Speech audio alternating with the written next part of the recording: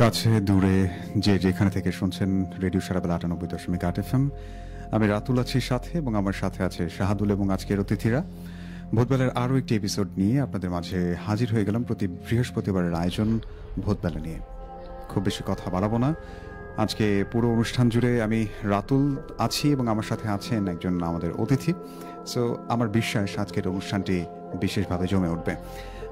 দেখলাম বাইরে ওয়েদারটা, যেহেতু অক্টোবর শেষ নভেম্বর শুরু, তো এর মাঝে হালকা হালকা শীত জমতে শুরু করেছে।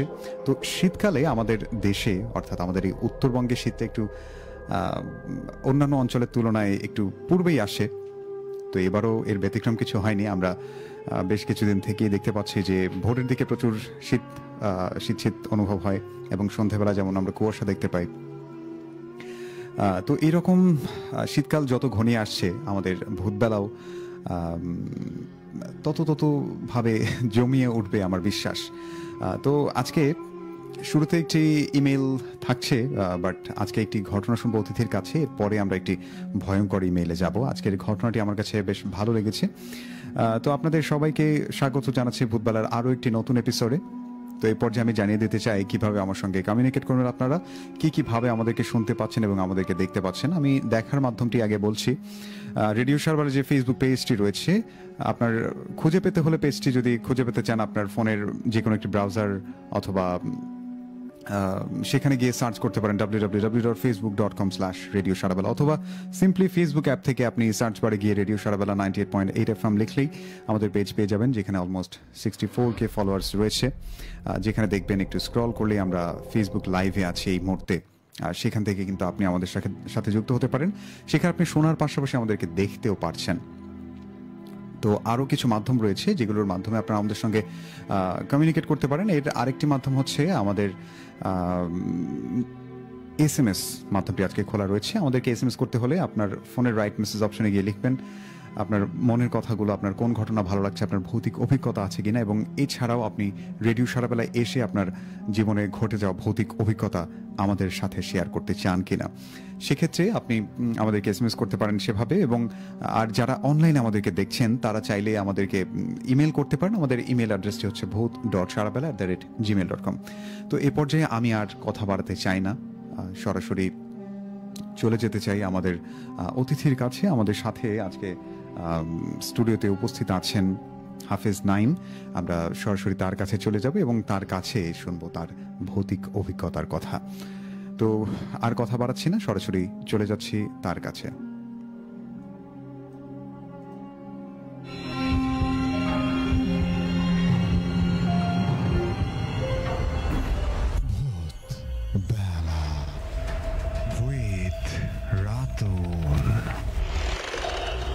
ভয়ের শুরু এখানে।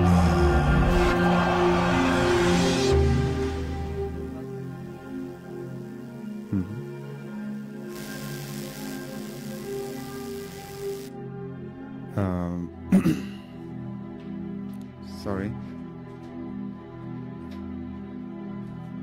জি শুনবো। আপনাকে যে কথা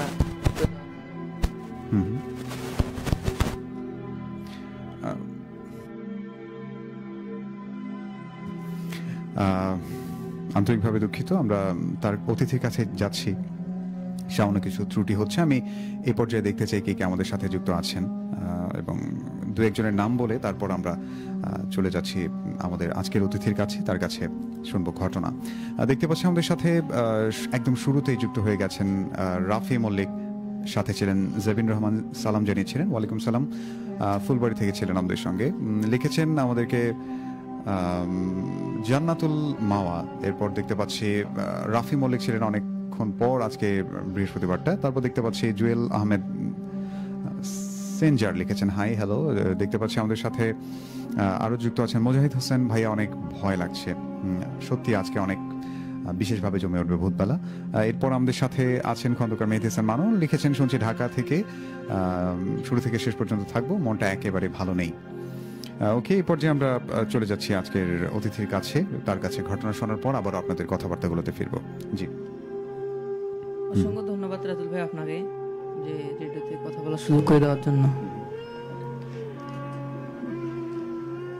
এটা আমার সাথেই ঘটে যাওয়া ঘটনা। আচ্ছা। 24 সালেই হুম আজ থেকে 3 মাস হবে এরকম। হুম 3 মাস আগেই আমি তখন অন্য এক মসজিদে ছিলাম। হুম জায়গাটার নাম হচ্ছে সরকারপাড়া, ওকে। যেমন স্টেশনের পেছনেই। আচ্ছা আচ্ছা। ওই মসজিদে থাকাকালীন ওখানে পাশে এক দোকান আছে, হুম ওই দোকানে আমি সবসময় যাতায়াত করতাম। আচ্ছা। তো ওখানে মুরব্বীরা সবাই কথা বলতো। হুম আমি চা খাইতে যা পেছনে বসেছিলাম, তখন ওনাদের কথাবার্তা আমি শুনি। হুম উনারা কথাবার্তা বললো যে কি যেন কথাবার্তা বলতে বলতে ওনারা এটা তুলে ধরলো। ওকে। এই কারোর জন্য একটা নাম বললো, আমি হয়তো তাকে চিনি না। হুম তো বললো যে ও রাত 12টার সময় এই রেল লাইন দিয়ে আসতেছিল,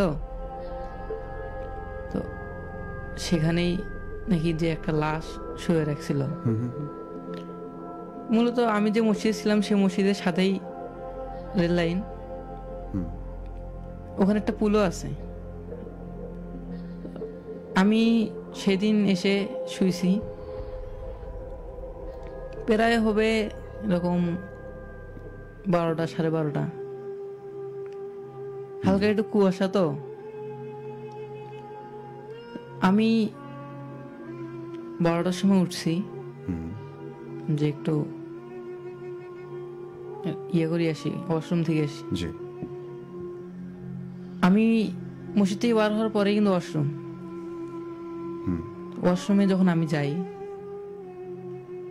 তখন আমিও তো সেই সময় দেখতে পারি যে ওখানে একটা সাদা কাপড় পরে কি যেন একটা রাখা আছে। হুম যাই হোক, ওখানে একটা গ্রিল ছিল, এখনো সেই গ্রিল আছেই। এই পুলের আগ মুহূর্ত গ্রিল একটা করে দেওয়া আছে। আচ্ছা। তো আসলে গ্রিলের এই পাশে আমাদের মসজিদ, ও পাশে লাইন। হুম তা আমি মাঠ থেকে ফলো করতেছি যে ওটা কি হতে পারে। হুম হুম আমি যখন একটু কাছে গেলাম তখন যা দেখি যে ওনার যে সাদা পোশাকের উপর হালকা রক্ত। আচ্ছা। তখন আমার ওই চাচার কথা মনে পড়লো যে ওনারা রাত্রে গল্প করছিল। আমি তখন ভয় পেলাম, আমরা দৌড়িয়ে মসজিদের বারান্দায় গেলাম।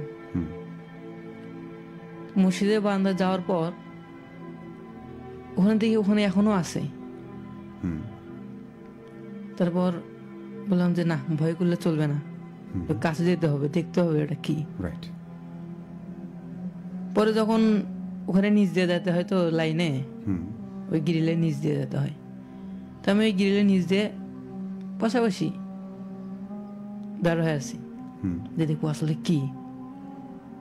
তখন দাঁড় হওয়া থাকাকালীন আমার মনে হচ্ছিল যে হয় পেছন থেকে রেল লাইন আসছে, মানে যেটাকে আমরা ইয়া বলি, হুম একটা রেলের শব্দ হয় না, হুম সেই শব্দটা আমি পাচ্ছি ওখানে, মনে হয় ট্রেন আসতেছে।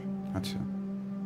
তো পরে আশেপাশে দেখলাম যে না, কিছুই তো নেই, শব্দটা কোথা থেকে আসতেছে।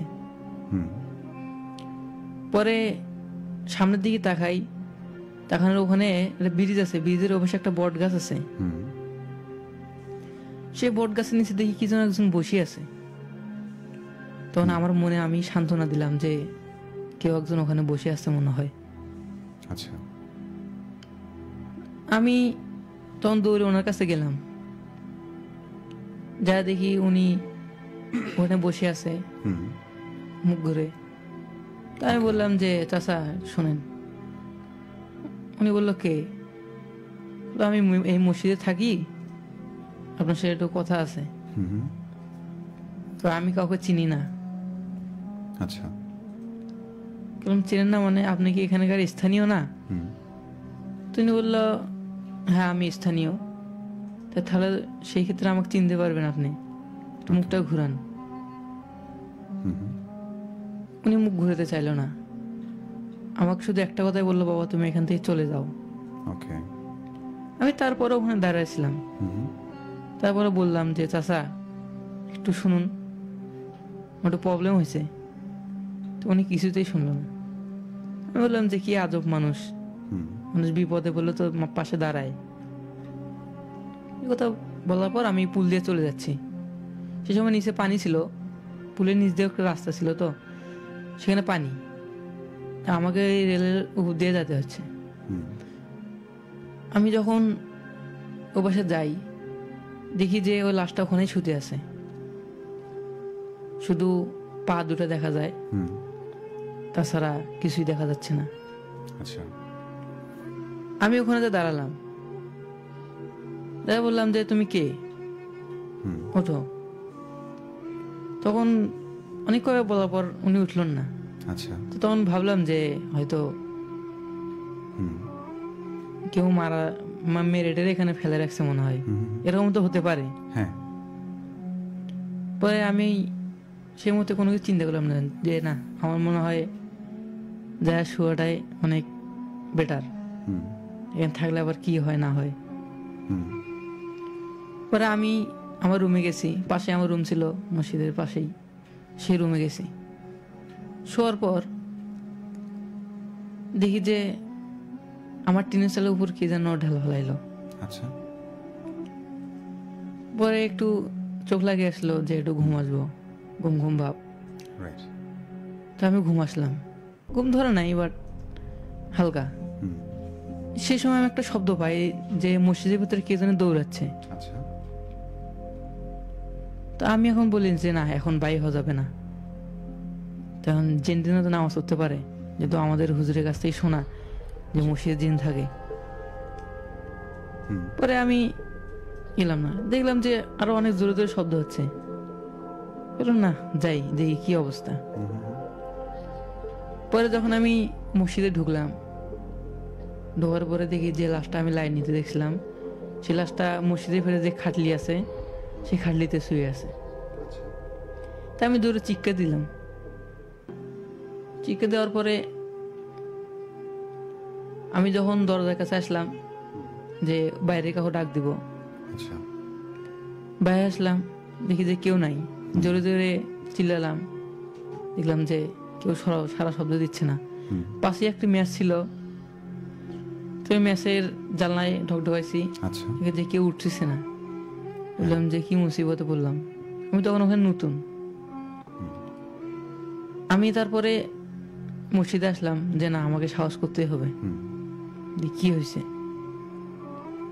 পরে আমি মসজিদ ঢুকলাম, ঢুকিয়ে দাঁড়ালাম, দাঁড়া দেখি যে মসজিদের মেম্বার, যেটাকে হুজুর নামাজ পড়ায় যেখানে, ওই সোজাই দেখি যে একজন দাঁড় হয়ে আছে। আচ্ছা।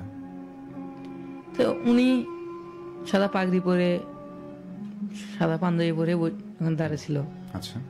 তা আমি ওনাকে সালাম দিলাম। সালাম দেওয়ার পর উনি উত্তর দিল যে ওয়ালাইকুম আসসালাম।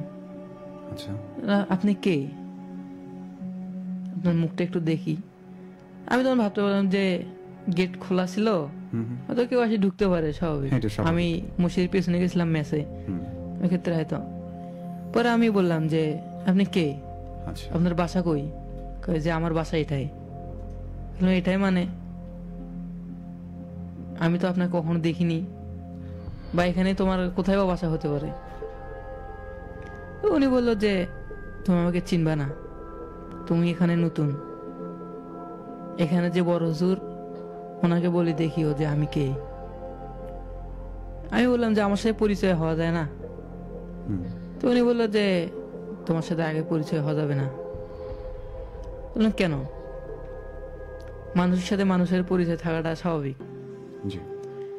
তা আমি এই কথা বলতে বলতে উনি বললো যে তুমি এখান থেকে যাও, আমাকে ডিস্টার্ব করিও না।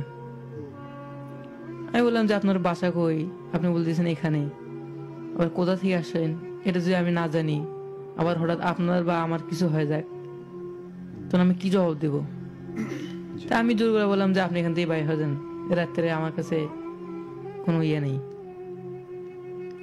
আপনি পরিচয় দিচ্ছেন না, আবার মসজিদেই থাকবেন, তার কারণ এখানে হুজুর নাই, মসজিদের দায়িত্ব আমার কাছে আছে। আমি এভাবে বললাম আচ্ছা যে দায়িত্বটা আমার পালন করতে হবে, এখানকার যদি কিছু হারায় সেটা আমার পূরণ করতে হবে। আমি এই কথা বলার সাথে উনি আমার কাছে আগিয়ে আসলো। এখন আমি ওনার সামনে দাঁড়ালাম, যে আমি আরেকবার বললাম যে আপনি এখান থেকে চলে যান। উনি বললো যে তোর এত বড় সাহস, তুই আমাকে এখান থেকে চলে যেতে বলিস। ওই কথা বলে আমাকে একটা চড় মারছে। চড় মারার পর আমি তো বসে গেছি। আমি আবার ওনাকে বললাম যে আপনি আমাকে চড় মারলেন কেন? আমি আপনাকে চিনি না, আমি আপনার কোনো দোষ করি নাই, কেন আমাকে চড় মারলেন? তো উনি বললো যে তুমি আমাকে চেনো না। আমি চিনি না জন্য আমি আপনাকে বললাম। এবার বলার পর উনি বলে যে আমাকে ডিস্টার্ব করিও না, তুমি যাও বিশ্রাম করো। আমি বললাম যে হ্যাঁ ঠিক আছে। পরে আমি দরজা লাগাবো। দরজা লাগার পর বাইরের পাশে জানলা আছে, কাছের জানলা তো, ভেতর থেকে দেখি যে ওই লোকটা নাই। বললাম যে কই গেল? উনি বললো যে আমি আজকে মসজিদে থাকবো, আর নাই এই মুহূর্তে। ওকে পরে আমি আবার আসি, দরজা খুললাম, খোলা পর দেখলাম কেউ নাই। পরে আমাকে নিজেকে একটু ফটকা লাগলো যে না, এখানে কোনো গন্ডগোল আছে। পরে বাইরে এসেছি। বাইরে যখন পেছন দিয়ে আমার রুমে যাব, তখন দিয়ে আবার ওই বট গাছে কে যেন কাঁদতেছে।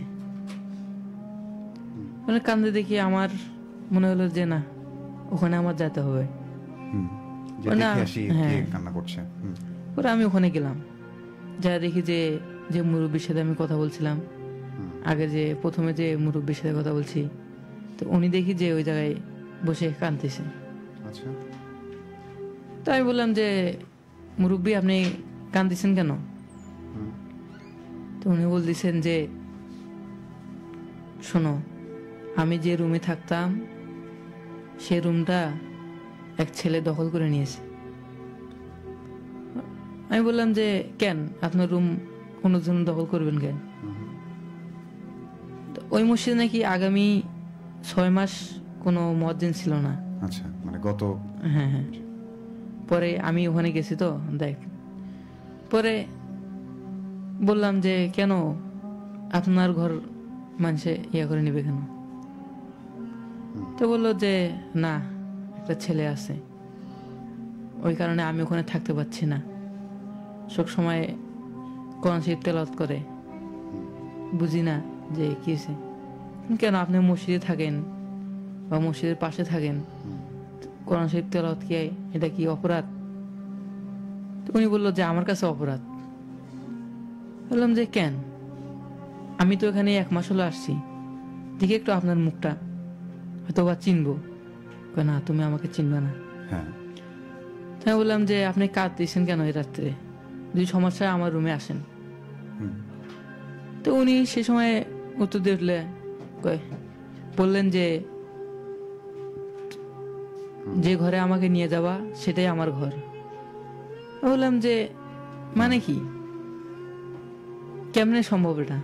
মানে খটকা লেগে গেল যে কি হ্যাঁ। বলে উনি, মানে যেখানে যাবে সেখানে করো। আপনি ভেবেছিলেন হয়তো মজা করছে নাকি? হ্যাঁ। পরে বললাম যে আপনি জানেন যে আমি কোন ঘরে নিয়ে যাব? আপনি তো সেটাও জানেন না। আপনার ঘর বাদে যদি অন্য কোনো ঘরে নিয়ে যেতাম, বলে না, তোমার ঘুমা দেখি আমি ওখান থেকে চলে আসছি। আমি বললাম যে এটার মানে কি, আমি তো কিছু বুঝতেছি না। আমার ঘুম দেখি কেন আপনি চলে আসবেন? কই তুমি যে ঘরে থাকো সেই ঘরের পাশে কিন্তু একটা গাছ আছে। হ্যাঁ আছে। আচ্ছা বললো যে ওই গাছে আমি থাকি। বললাম যে আপনি কে, গাছে থাকেন? আপনার তো আমি চিনি না। আর গাছে বা মানুষ কখনো গাছে থাকে? আপনার মুখটা একটু দেখি।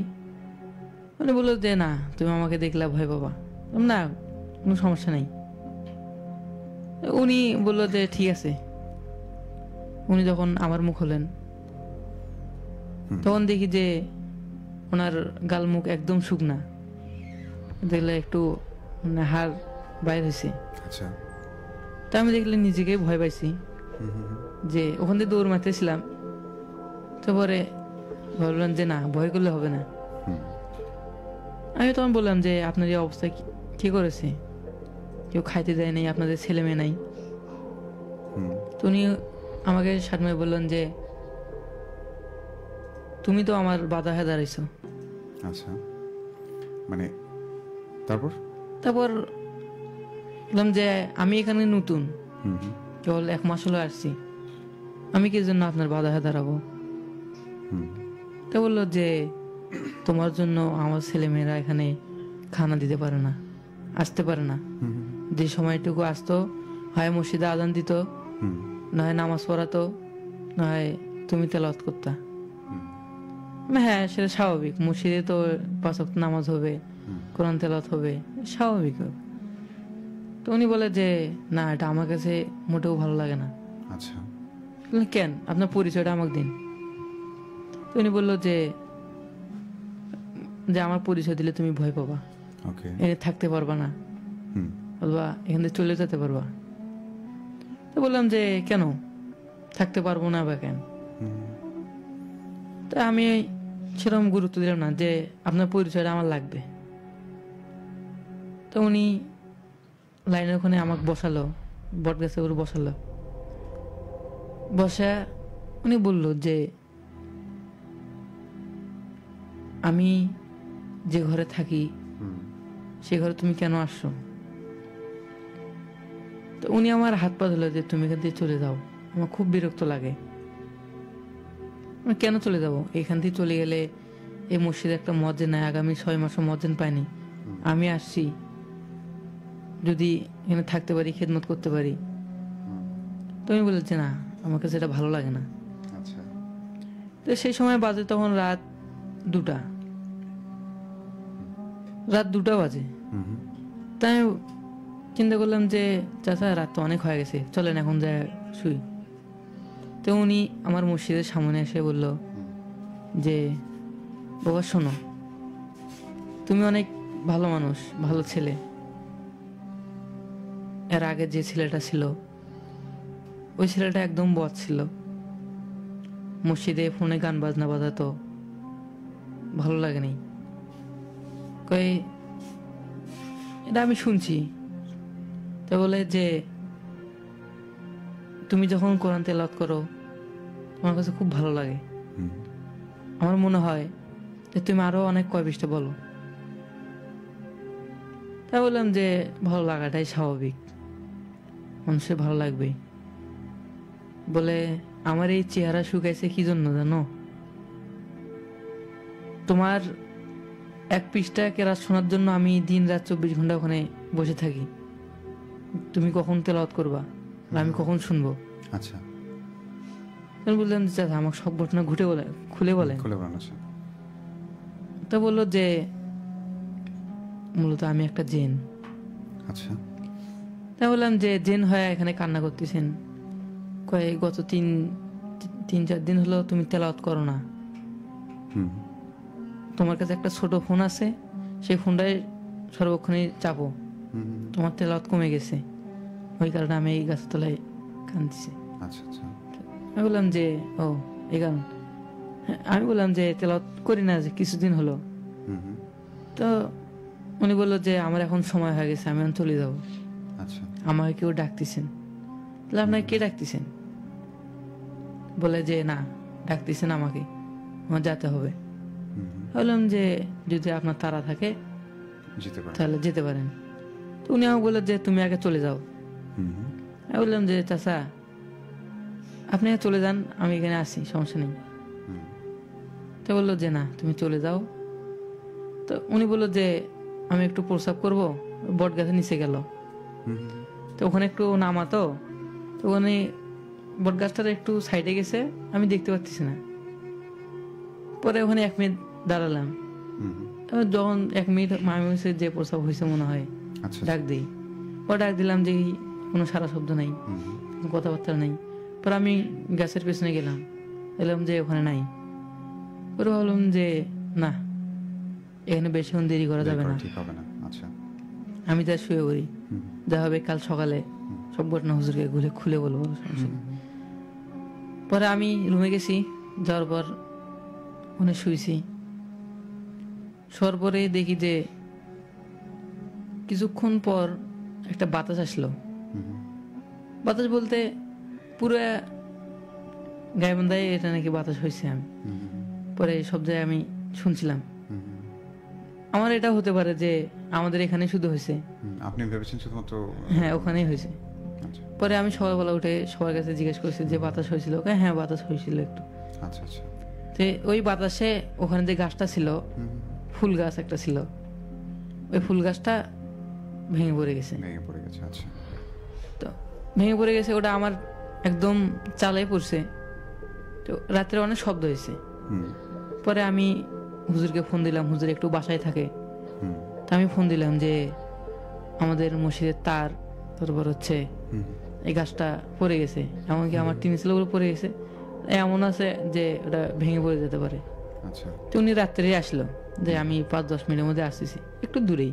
ওটাকে বলে ওনার হুজুরের বাসা যেটা, সেটা হচ্ছে খাঙ্গা শরীফ বলে এটা, ওইদিকে।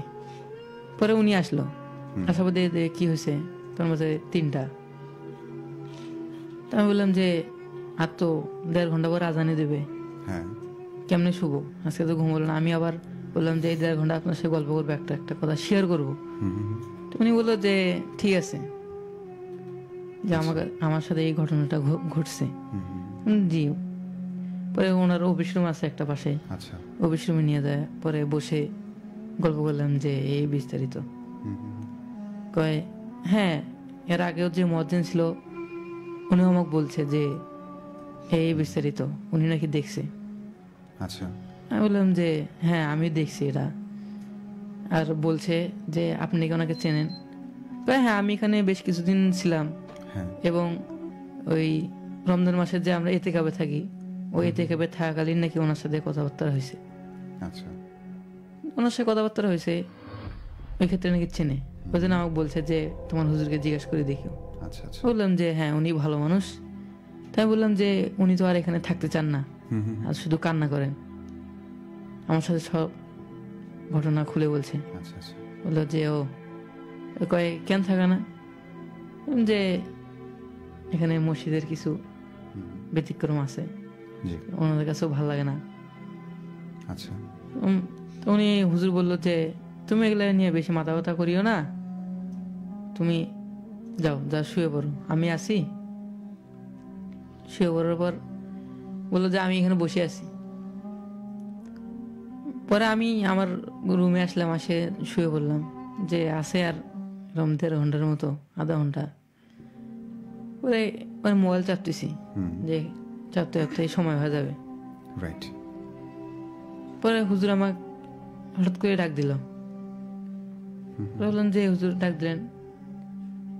তো বললো যে আমাকে কেউ মারতে চায়। বললাম জি, আপনাকে মারতে যাবে কেন? কেন আমাকে কেউ মারতে চায়। চলো, আমি বললাম যে কেন মারবে আপনার? পরে ওখানে বসলাম দুইজনে। বসার পর কোনো সারা শব্দ নাই। যখন ফজরের আজান হবে, তার ঠিক 10 থেকে 15 মিনিট আগে যে হুজুরের রুম আছে, সেই রুমের পেছনে কে যেন দৌড়ালো। পরে হুজুর আর আমি বাইরে আসলাম। এটা কি ওই ঘটনার সঙ্গেই? হ্যাঁ হ্যাঁ। আচ্ছা, ঠিক আছে। পরে বাইরে আসলাম, আসি দেখি যে কেউ নাই। পরে হুজুর একদিকে খুঁজতেছিল, আমি একদিকে খুঁজছিলাম, যে দেখি কেউ হেন দিয়ে দৌড় দিল। দেখলেন যে কেউ নাই, আশেপাশে কেউ নাই। তাই বললাম যে ফজরের আজান হবে এখন, অজু ইস্তেঞ্জা করি নেই। অজু ইস্তেঞ্জা করে রুমে গেছি, যা পাঞ্জাবি গায়ে দিয়ে আবার মসজিদে চলে আসি। তো উনি আজান দিল। আমি বললাম যে আজান দিয়ে সুন্নত পড়লাম। সুন্নত পরে বসে আছি। তো উনি বলে বাবা শোনো, হুজুর আমাকে বলতেছে যে এগুলা তেমন কিছু না, তুমি কিছু মনে করিও না, তুমি এখানে থাকো, কিছু হবে না ইনশাল্লাহ। বললাম যে জি ঠিক আছে। তো এখানে থাকবো, সারা জীবন থেকে যেতে চাই ইনশাল্লাহ, যেন এই মসজিদের খিদমত করতে পারি। আচ্ছা তো বললো যে পরে সকালবেলা দু একজনকে বলছে আমি এই ঘটনাটা, হুম হুম হুম। যে ভাই শোনো এরকম। পরে তো আসলে আমাদের এটা কিছু বলা মানেই আহামুখী হওয়া, রাইট যাতে আমরা হুজুরা যদি কিছু করি বা হুম কিছু বলি মুহূর্তের মধ্যে ভাইরাল। জি দেখি যে সবার কানে চলে গেছে এটা। হুম তারপরের দিনে সকালে, সেদিন রাত্রে ভালোই ছিল, আচ্ছা পরের দিন সকালে এক লোক আসলো যে হুজুর তুমি তো এই ঘটনার সাথে জড়িত, আমি একবার এটা হয়েছিলাম। তাই বললাম যে আপনি কি কি দেখছিলেন? আচ্ছা আচ্ছা কয়, আমি তেমন কিছু দেখি নাই, শুধু দেখছি যে ওখানে লাশ ফেলানো ছিল। হুম হুম হুম। আমি তো ভয়ে ওখানে মাথা ঘুরে পড়ে গেছিলাম। বললাম যে আমি বললাম যে আমাকে অত কিছু বলার দরকার নাই, ভয় লাগবে আবার, আচ্ছা রাত্রে উঠতে পারবো না। যেহেতু একাই থাকি হ্যাঁ। মসজিদে হুম তো বললো যে না তেমন কিছু হবে না।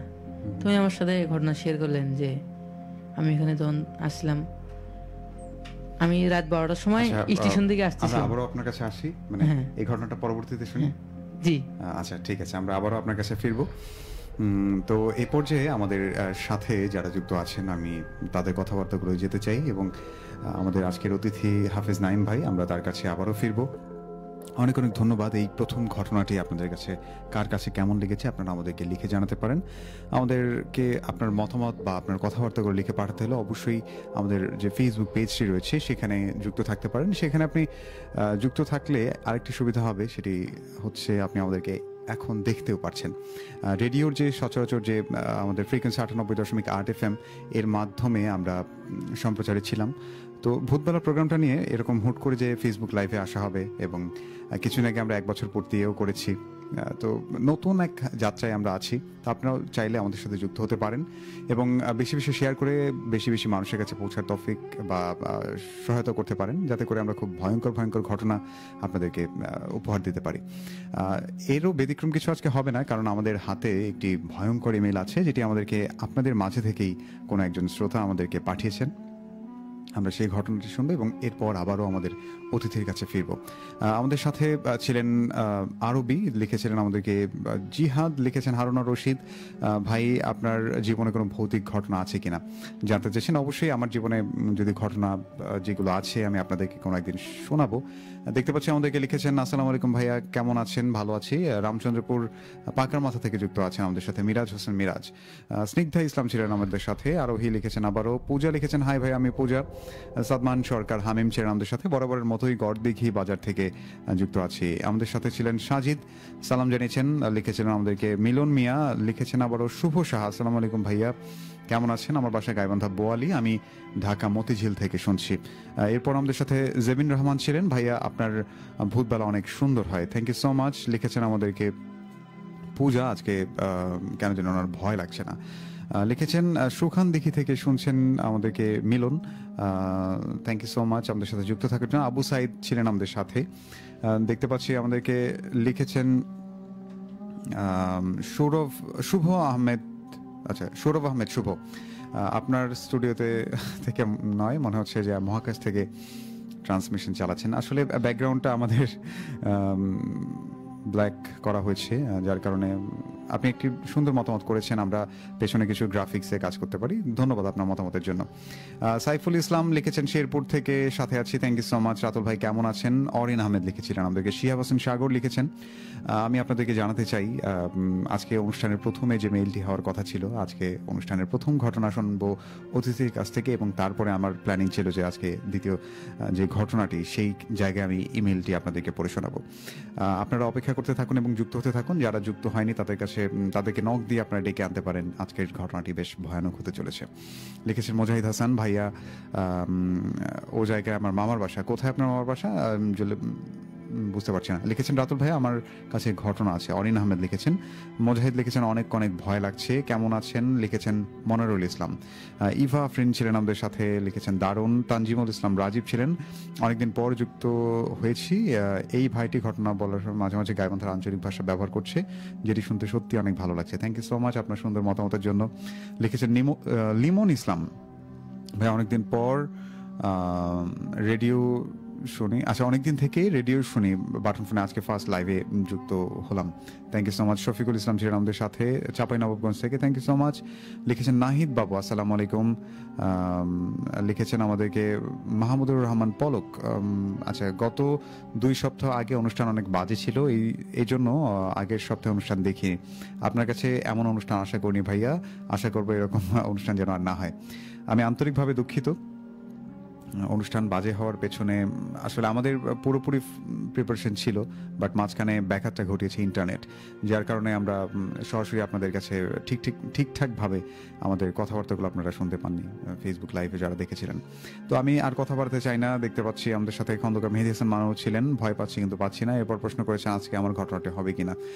সাথেই থাকুন, জানতে পারবেন। আশিকুর রহমান ছিলেন আমাদের সাথে, ভয়ের কোনো ব্যাপার নেই। লিখেছেন আমাদেরকে হাসানুর রহমান নিলয়, লিখেছেন আবারও সাবিকুন নাহার আনিকা, একটু তাড়াতাড়ি করে বলেন। আচ্ছা আচ্ছা, তাই লিখেছেন অপি সাগর, হ্যালো ভাইয়া, হাই। লিখেছেন হাবিবুর প্রধান ভাই, আজকে যুক্ত হতে দেরি হলো। ওকে ফাইন, তো আমি আর কথা বাড়াতে চাই না। লিখেছেন প্রোগ্রাম অনেক সুন্দর হচ্ছে। লিখেছেন বেলাল খান, অনেক অনেক ভালো লাগছে। স্বর্ণা জাহান লিখেছেন হাই হ্যালো। লিখেছেন আমাদেরকে রুবেল প্রধান। স্বর্ণা জাহান আবারও লিখেছেন গাইবান্ধা থেকে দেখছি, অনেক অনেক ভালো লাগছে ভাইয়া, ফার্স্ট ঘটনাটা অনেক ভয়ঙ্কর ছিল। সাদাত লিখেছেন আমাদেরকে আসসালামু আলাইকুম ভাই, কেমন আছেন? ওয়ালাইকুম সালাম। আব্দুল কালাম লিখেছেন শুভরাত্রি, বরাবরের মতো যুক্ত হয়েছে শ্রীপুর শখের বাজার থেকে। ভূতবালা প্রোগ্রামটা অনেক বেশি ভালো লাগে। Thank you so much. আর কথা বাড়াতে চাই না, আমার হাতে যে মেলটি রয়েছে সে মেলটিতে যাব।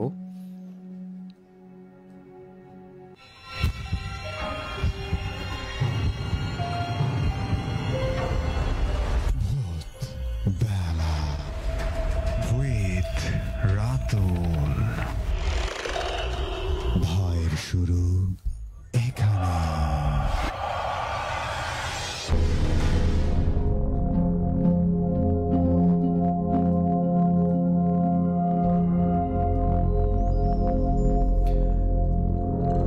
আসসালামু আলাইকুম রাতুল ভাই, আমি খন্দকার মেহেদী হাসান মানু। বর্তমানে আমি চাকরি সূত্রে ঢাকায় অবস্থান করছি। এর পূর্বে আমি যেখানে বসবাস করতাম সেটা লালমনিরহাট জেলার হাতীবান্ধা উপজেলা। চাকরি সূত্রে যখন ঢাকায় আসি, এখানে এসে বেশ কিছু মানুষের সঙ্গে পরিচয় হয়েছে, যার মধ্যে থেকে একজন ব্যাচমেট, তার নামটি উনি প্রকাশ করতে নিষেধ করেছেন। ওনার বাসায় সাতক্ষীরার কালীগঞ্জ উপজেলায়। সেই সাতক্ষীরার কালীগঞ্জ উপজেলাকে নিয়ে একটি ঘটনা উনি আমাদেরকে লিখে পাঠিয়েছেন। উনি যেভাবে লিখেছেন আমি সেভাবেই পড়ছি।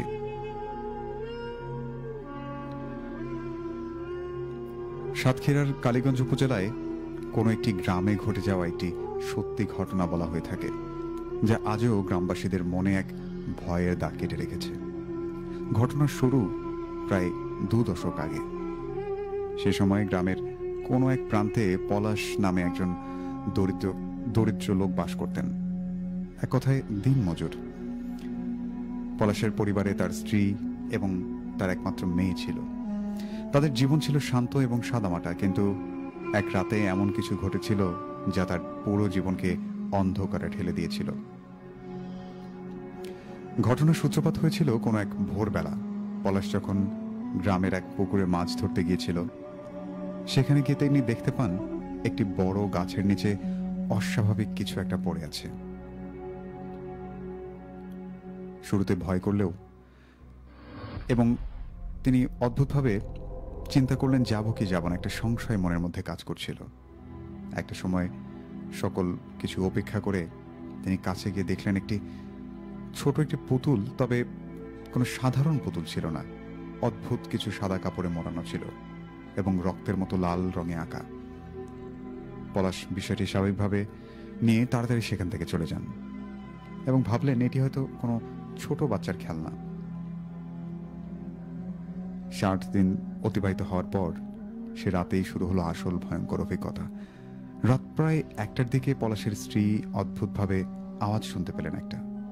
প্রথমে তিনি ভেবেছিলেন হয়তো কোন একটি প্রাণী বাড়ির আশেপাশে ঘুরছে, কিন্তু কিছুক্ষণ পর আওয়াজটা আরো স্পষ্ট হলো। তিনি ভালো করে খেয়াল করলেন কেউ যেন তার ঘরের বাইরে থেকে চাপা কণ্ঠে তার নাম ধরে ডাকছে। পলাশ তার স্ত্রীকে আশ্বস্ত করলেন এটি সম্পূর্ণ তার কল্পনা হতে পারে, এবং তিনি বললেন শান্তিতে ঘুমোতে। আচ্ছা, শান্ত হয়ে ঘুমোতে বললেন তার স্ত্রীকে। তবে রাত যত গভীর হতে থাকলো, আওয়াজটা যেন তত জোরালো হতে থাকলো। তো সেদিনের মতো রাত এরকম উৎকণ্ঠায় কাটলো তাদের। পরদিন সকালবেলা পলাশ গ্রামবাসীদের কাছে ঘটনাটি জানালেন। তার পাশের প্রতিবেশী বিষয়টি গুরুত্বই দিল না। এখানে এমন হওয়ার কথা যে পাশাপাশি দুটি বাসা, যেখানে একটি ঘরে কোনো কথা বললে পাশের ঘরে শোনা যায়, পাশের বাসার লোকজন শুনতে পায়, কিন্তু এত জোরে জোরে কান্নার আওয়াজ অথচ তারা কেউই শুনতে পায়নি। কিন্তু সেই রাতেই যখন এই বিষয়টির কথা তারা অস্বীকার করলেন যে তারা এমন কিছু শুনতে পাননি, তিনিও ভাবলেন হয়তোবা আমাদের মনের ভুল ছিল, অথবা তারা ঘুমিয়ে পড়েছিল জন্য শুনতে পায়নি। তো এভাবেই সেদিনটিও কেটে যায়। সেদিন রাতে আরো একটি অদ্ভুত ঘটনা ঘটে গেল। পলাশের মেয়ে, যাকে তারা ভীষণ ভালোবাসতেন, সে হঠাৎ ঘুমের মধ্যে চিৎকার করতে লাগলো। মেয়ের চিৎকারের শব্দ শুনে বাবা মা দুজনেই ছুটে আসেন সেখানে, এবং এসে মেয়ের কাছে জানার চেষ্টা করলো যে কি হয়েছে, কিন্তু সে কোনো কথা বলতে পারছে না। এক পর্যায়ে বাবা মা দুজনেই তাকে শান্ত করার চেষ্টা করলেন।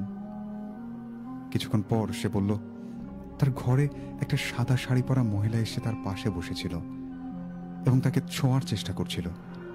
এই দৃশ্যটা দেখে সে নাকি ভয় পেয়ে গিয়েছে। এমন বিষয়টি ঘটে যাওয়ার পর সে প্রচন্ড ভয় পেতে লাগলো। পলাশ প্রচন্ড ভয় পেলেও সে ভয়টি তার স্ত্রী এবং সন্তানদেরকে বুঝতে দিচ্ছিলেন না, এবং দুজনকে বলছিলেন আসলে ও কিছু না, তোমার মনের ভুল হবে। পরের কয়েকদিনে পলাশ এবং তার পরিবার একের পর এক অস্বাভাবিক অভিজ্ঞতার মুখোমুখি হতে লাগলো।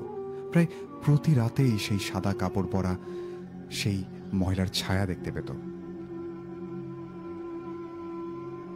এমন এক পর্যায়ে একদিন ভালোভাবে খেয়াল করলেন, কিন্তু মহিলার চেহারা ছিল সম্পূর্ণ অন্ধকারে ঢাকা। এমন মনে হচ্ছে কেউ যেন মাথায় ঘোমটা দিয়ে আছে, শুধুমাত্র তার চোখ দুটো দেখা যাচ্ছে। চোখ দুটো এমনভাবে বর্ণনা দিয়েছেন উনি যেন আগুনের মতো জ্বলজ্বল করত। পলাশের পরিবার এতটাই আতঙ্কিত হয়ে পড়ল যে তারা এই পরিস্থিতিতে বাড়ি ছেড়ে অন্যত্র চলে যাওয়ার পরিকল্পনা করল। কিন্তু গ্রামের একজন বৃদ্ধ, যিনি এই ধরনের ঘটনা সম্পর্কে অনেক কিছু জানতেন, তাদেরকে বাড়ি না ছাড়ার পরামর্শ দিলেন। তিনি বললেন তাদের পরিবারকে হয়তো কারো মাধ্যমে অভিশপ্ত করা হয়েছে। এই পরিস্থিতি থেকে মুক্তির জন্য তাদেরকে বিশেষ কিছু উপায় অবলম্বন করতে হবে। বৃদ্ধের পরামর্শ অনুযায়ী পলাশ ও তার পরিবার গ্রামের মসজিদের ইমামের সঙ্গে যোগাযোগ করলেন। সমস্ত কিছু শোনার পর ইমাম তাদের বাড়িতে এসে কিছু দোয়া পড়লেন এবং বললেন কয়েকদিনের জন্য বাড়িতে কোনো সদস্য যেন একা না থাকে, অর্থাৎ তাদেরকে যেন একা থাকতে না দেওয়া হয়, এবং এর পাশাপাশি নিয়মিত নামাজ পড়ার পরামর্শ দিলেন। ইমামের দোয়া পাওয়ার পর প্রথম বেশ কয়েকদিন পরিস্থিতি কিছুটা শান্ত থাকলো, কোনো সমস্যা নেই। পলাশ ভেবেছিল যে সবকিছু ঠিক হয়ে গেছে, কিন্তু কয়েক সপ্তাহ পরেই আবারও সেই অস্বাভাবিক ঘটনাগুলো শুরু হলো। এবার পরিস্থিতি আরো ভয়ানক হয়ে উঠল। পলাশের মেয়ে এবার অচেতন হয়ে যেত মাঝে মধ্যেই, এবং তার মুখে তার মেয়ে এমন সব কথা বলতো যা শুনে মনে হতো তার শরীরে অন্য কেউ ভর করছে। সে বলতো এখান থেকে চলে যাও, না হলে তুমি তোমার পরিবারকে হারাবে। তার চোখের অনুভূতি ছিল অন্যরকম। সে ফ্যাকে দৃষ্টিতে তাকিয়ে থাকত। চোখের দিকে তাকালে মনে হয় কিচ্ছু নেই, একটা শূন্য দৃষ্টিতে তাকিয়ে আছে। পলাশ ভয়ে আতঙ্কিত হয়ে আবারও সেই গ্রামের ইমামের কাছে গেলেন এবং তাকে সব কথা জানালেন। ইমাম এবারও সবকিছু শুনে আরো কিছু সহকারী নিয়ে পলাশের বাড়িতে এলেন এবং তার পুরো বাড়িতে দোয়া পড়লেন আবারও। তবে এবার কিছুই কাজে আসেনি। প্রতি রাতেই সেই মহিলা উপস্থিত হতো তাদের ঘরের চারপাশে। এই জিনিসটা তারা অনুভব করতেন। বিশেষ করে পলাশের মেয়ের ঘরের সামনে সবসময় অদ্ভুত কণ্ঠ শোনা যেত, যেন কেউ ফিসফিসিয়ে তাদের নাম ধরে রাখছে। এমন কিছু চলতে চলতে শেষ পর্যন্ত পলাশ নিরুপায় হয়ে ময়মনসিংহ জেলার এক তান্ত্রিকের কাছে যান। সেই তান্ত্রিকের বাড়িতে সেই সব রীতিমতো কঠিন এবং বিপজ্জনক আচার অনুষ্ঠান সম্পন্ন করার পরামর্শ দেন। তিনি বললেন, এই পুতুলটি আসলে কোনো অশুভ আত্মার মাধ্যমে তৈরি হয়েছে। এটি পলাশের পরিবারকে অভিশপ্ত করেছে। পুতুলটিকে পুকুরের পানিতে ফেরত দেওয়ার হলে আত্মাটি আসন্ত হবে। পলাশ সেই পুতুলটিকে খুঁজে পেয়ে রাতের পুকুরে ছুঁড়ে ফেললেন। আচ্ছা, পলাশ সেই পুতুলটিকে খুঁজে পেয়ে রাতের আধারে যে পুকুরে পেয়েছিলেন সেই পুকুরে ছুঁড়ে ফেললেন। সেই রাত থেকে তাদের সাথে বা তাদের বাড়িতে আর কোনো অস্বাভাবিক ঘটনা ঘটেনি। তবে আজও সেই গ্রামের লোকেরা বিশ্বাস করেন সেই পুকুরে অশুভ কিছু বাস করে। সন্ধ্যার পর সেই পুকুরে আর কেউ যায় না। যারা যায় তারা বলে সেখানে নাকি এক সাদা শাড়ি পরা মহিলার উপস্থিতি অনুভব করা যায়। সেই মহিলার চোখে এক অদ্ভুত শূন্যতা এবং ক্রোধ লুকিয়ে থাকে, যা দেখলে যে কেউই আতঙ্কিত হয়ে পড়ে। খন্দকার মেহেদী হাসান মানু, বাসা গাইবান্ধা, বর্তমান ঠিকানা ঢাকা।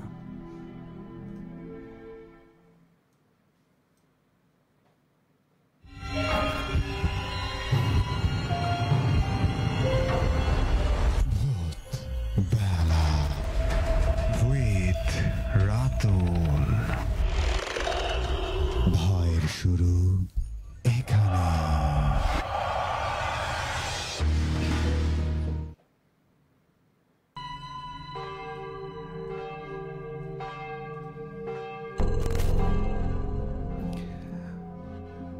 বেশ চমৎকার ছিল ঘটনাটি। আপনাদের কার কাছে কেমন লেগেছে আপনাদের মতামতগুলো আমাকে জানাতে পারেন।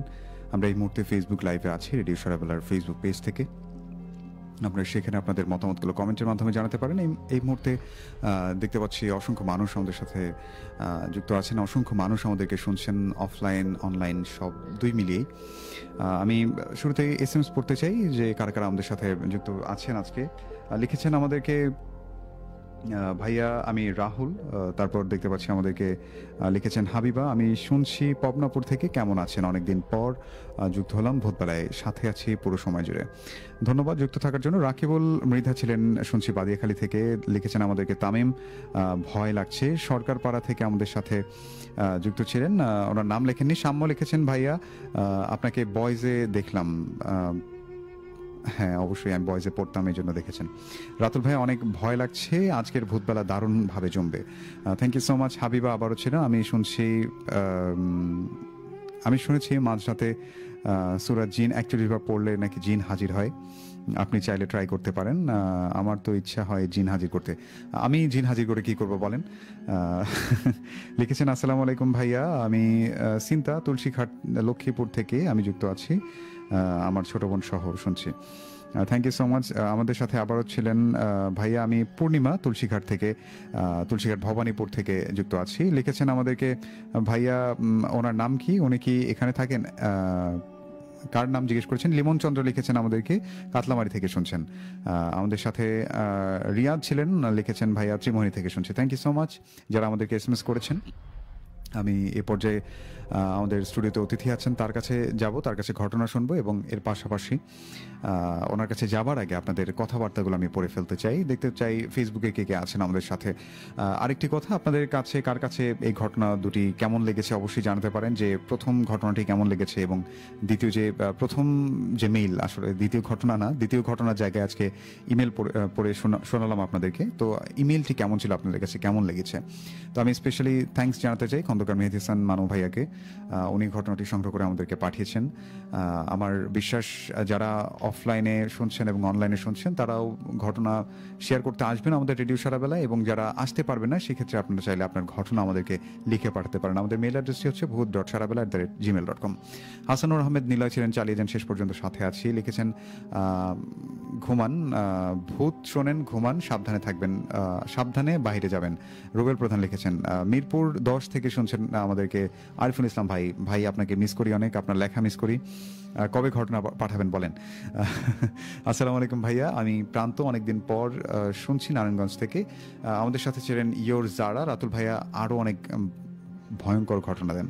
রাইম লিখেছেন অনেকদিন পর আসলাম, thank you so much Raim যুক্ত থাকার জন্য। অনেক ভয় লাগছে লিখেছেন হাসানুর আহমেদ নিলয়। সাবিকুন নাহার ছিলেন আমাদের সাথে, লিখেছেন আমাদেরকে নিলয় পোড়াবাড়ি থেকে।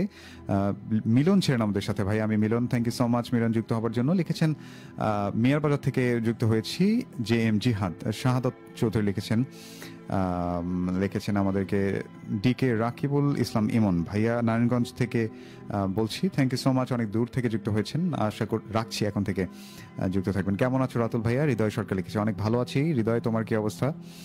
লিখেছেন আমাদেরকে আসসালামু আলাইকুম ভাই, যুক্ত হলাম ভাঙ্গাডিপ বাজার থেকে। লিখেছেন আলামিন প্রধান, আসসালামু আলাইকুম, হসপিটাল বালো থেকে যুক্ত আছি। ওয়াহিদ নবী ছিলেন আমাদের সাথে, হাই লিখেছেন। হ্যালো রাতুল ভাই কেমন আছেন লিখেছেন। আমাদের সাথে ছিলেন রাইম আদনান, ভালো লাগছে। আমাদেরকে আবারও লিখেছেন আবু বকর সিদ্দিক, ভাইয়া ঢাকা কেরানীগঞ্জ থেকে দেখছি, আমার বাসা গাইবান্ধা। আর রুবেল লিখেছেন বাইরে যাবেন। আচ্ছা, আপনার কথাটি ব্যাকরণিক ভাষায় ভুল মনে হচ্ছে, যাই হোক ঠিকঠাকভাবে লিখে আরেকবার লিখুন, আমি পড়ে শোনাবো। লিখেছেন আমাদেরকে কেমন আছেন, আমি সিয়াম শুনছি তুলসীঘাট থেকে। রুবেল লিখেছেন একা একা থাকি, এই জন্য আজকে অদ্ভুত এক বাড়িতে আছি, ভৌতিক ঘটনা হয় নাকি এদিকে। আজকে অনলাইনে ভালোভাবে শুনতে পারছে সবাই, লিখেছেন হাবিবুর প্রধান, থ্যাংক ইউ সো মাচ। আমাদেরকে এই মতামতটির অপেক্ষায় ছিলাম যে আজকে ঠিকঠাকভাবে যাচ্ছে কিনা। তবে আমিও এখান থেকে বুঝতে পারছিলাম যে আপনারা কেউ আজকে লেখেননি যে শুনতে পারছি না বা এরকম মতামত আমি দেখিনি। তো অনেক অনেক ধন্যবাদ। লিখেছেন আমাদেরকে শিরিনা বেগম, হাই হ্যালো ভাইয়া, ইমেলটা অনেক সুন্দর ছিল, আরবি লিখেছেন। অনেক অনেক থ্যাঙ্কস যারা আমাদের সাথে যুক্ত হচ্ছেন এবং যুক্ত ছিলেন। আমি আপনাদের কাছে অনুরোধ করব আপনারা বেশি বেশি ঘটনা পাঠান। আপনারা অনেকেই বলেন যে ইমেলগুলো ভালো লাগে, ইমেল শুনতে ভালো লাগে। আসলে এখানে আমার কিছুই করা থাকে না, যেমন আপনারা যদি ঘটনা না পাঠান সেক্ষেত্রে আমি আপনাদেরকে ইমেল পড়ে শোনাতে পারবো না। এই জন্য মুখ্য কাজটি আপনাদেরই করতে হবে, আপনারা আমাকে ঘটনা লিখে পাঠাবেন বেশি বেশি। যারা স্টুডিওতে আসতে পারবেন আপনাদেরকে আমন্ত্রণ রইল, কোনো এক বৃহস্পতিবার আপনিও আমাদের রেডিও সারাবেলায় এসে আপনার সঙ্গে ঘটে যাওয়া বা আপনার জানা ভৌতিক ঘটনা শেয়ার করতে পারেন। অনেকেই ভুল ধারণা থাকে যে এই আমার সাথে তো কোনো ঘটনা ঘটেনি, আমি কেন যাব ওখানে। শুধুমাত্র আপনার সঙ্গে ঘটনা হলে হবে না, আপনি এমন হতে পারে যে এমন মানুষ খুঁজে পাওয়া যাবে না যে ভৌতিক ঘটনা শোনেনি একটিও। কারণ আমরা ছোটবেলায় যখন ঘুমোতাম, নানু বাসায় যেতাম, দাদু বাসায় যখন যেতাম, তখন দেখা যেত আমাদের নানি বা দাদি যেটাই বলেন, দাদু দিদা যেটাই বলেন, তাদের কাছে কিন্তু অসংখ্য ঘটনা আমরা এরকম শুনেছি। তো এই ধরনের ঘটনাগুলো কিন্তু আপনারা আমাদের সাথে শেয়ার করতে পারেন।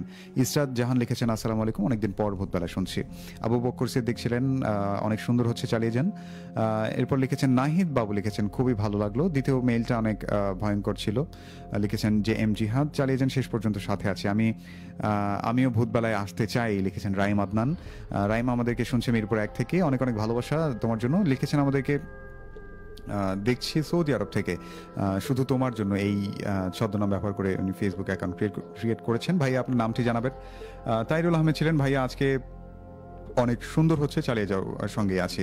আমাদের সাথে লিখেছেন সুজল সিয়ার, আজকে অনেক ভয়ঙ্কর গল্প শোনান, থ্যাংক ইউ সো মাচ। আমি আর কথা বাড়তে চাই না, এ পর্যায়ে আমি চলে যাব আমাদের স্টুডিওতে আছেন হাফিজ নাইম ভাই, তার কাছে শুনবো একটি ভৌতিক ঘটনা। আপনি একটি রেল নিয়ে একটি ঘটনা শোনাতে চেয়েছিলেন, আমরা কি সেই ঘটনাটাতে যাব? হ্যাঁ, আচ্ছা ঠিক আছে। এবার আমরা চলে যাচ্ছি নাইম ভাইয়ের কাছে, আমরা তার কাছে শুনবো রেল লাইন নিয়ে একটি ভৌতিক অভিজ্ঞতা। সো ফাইন, জি শুরু করুন। থ্যাংক ইউ ভাই আবারও কথা বলার জন্য। ওকে।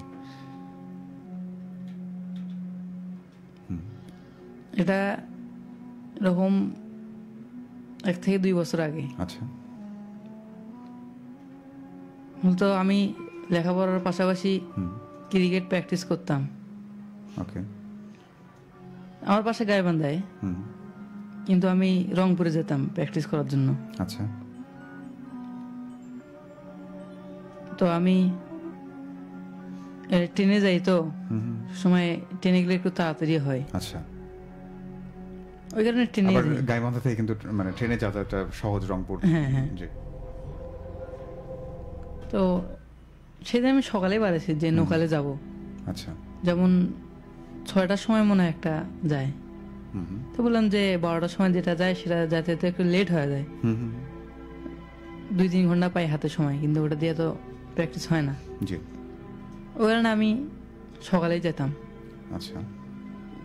আমি দেখি যে বগি পুরাই ফাঁকা, হুম বেশি লোকজন নাই। আচ্ছা।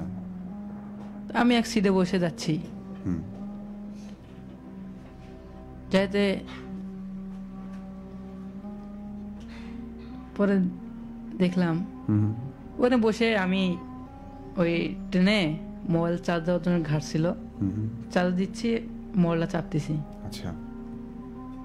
তো চাপতে চাপতে আমি যে বগিতে ছিলাম, আচ্ছা। নৌকাল, সেখানে 2 থেকে 3 জন লোক ছিল। তো বললাম যে সকালে হয়তো বা কেউ আসে না, সেরকম থাকতে পারে 2-3 জন লোক। আমি কিছু দূর যাওয়ার পর বললাম যে একটু ওয়াশরুম থেকে আসি, যে কি অবস্থা। আমি ওয়াশরুমে গেলাম, আমার ঘাড়ে ব্যাগ ছিল, বললাম যে এই ব্যাগটা নিয়ে তো আর যাওয়া যায় না। আচ্ছা। ওই ব্যাগটা আমি উপরে রেখে দিলাম, রেখে আমার স্পাইক ছিল মানে জুতা, আচ্ছা। সেই স্পাইকগুলো আমি নিচে রাখলাম, বললাম যে হয়তো বা কেউ যদি নিয়ে যেতে পারে। পরে পাশের লোকটাকে বললাম যে চাচা স্টেশন আর কত দূর, তার কারণ স্টেশন যতক্ষণ পর্যন্ত না আসতেছে ততক্ষণ আমার তো ওগুলো নিয়ে যেতে পারবে না। তো বললো যে না, একটু দূরেই আছে। তো উনি বললো যে কেন, তুমি কোথায় যাবা? তাহলে আমি একটু ওয়াশরুমে যাবো। ও ওয়াশরুমে যাবা স্টেশনের খোঁজ করেন কেন, ওখানে নামবা নাকি? বললাম না না, নামবো না, আমার এখানে ব্যাগ আর হলো প্যাড আছে। তো বললো যে ও আচ্ছা ঠিক আছে, আমি এগুলা দেখে রাখবো, সমস্যা নেই। জি।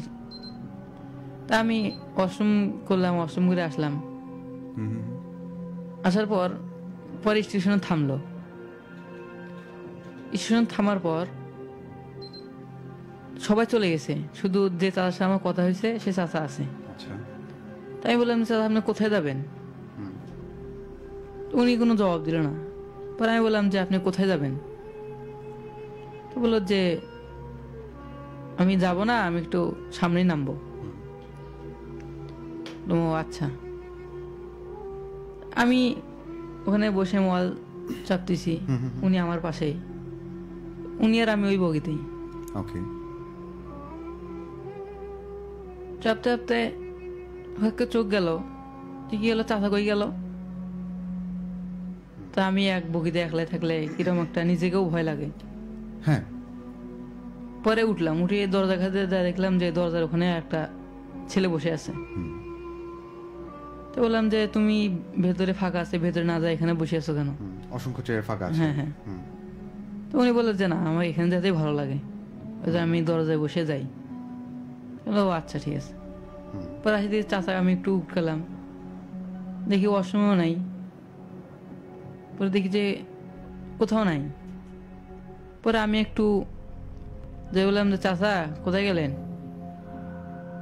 উনি কোনো সারা শব্দ করলেন না। তো হুট করে উনি আমার পেছন দিয়ে বললো যে আমি তোমার পেছনে। পেছনে মানে আমি তো সামন থেকে এখানে আসলাম, যে আপনাকে কোথাও দেখলাম না, আপনি কোথায় ছিলেন? আচ্ছা আচ্ছা। আমি তো এখানেই থাকি, তুমি হয়তো আমাকে দেখো নাই। আচ্ছা, আপনাকে বলেছে আমি তো এখানেই থাকি। হ্যাঁ। আচ্ছা আচ্ছা। তুমি আমার পাশ দিয়ে চলে গেছো কিন্তু আমাকে দেখো নি। হ্যাঁ হ্যাঁ।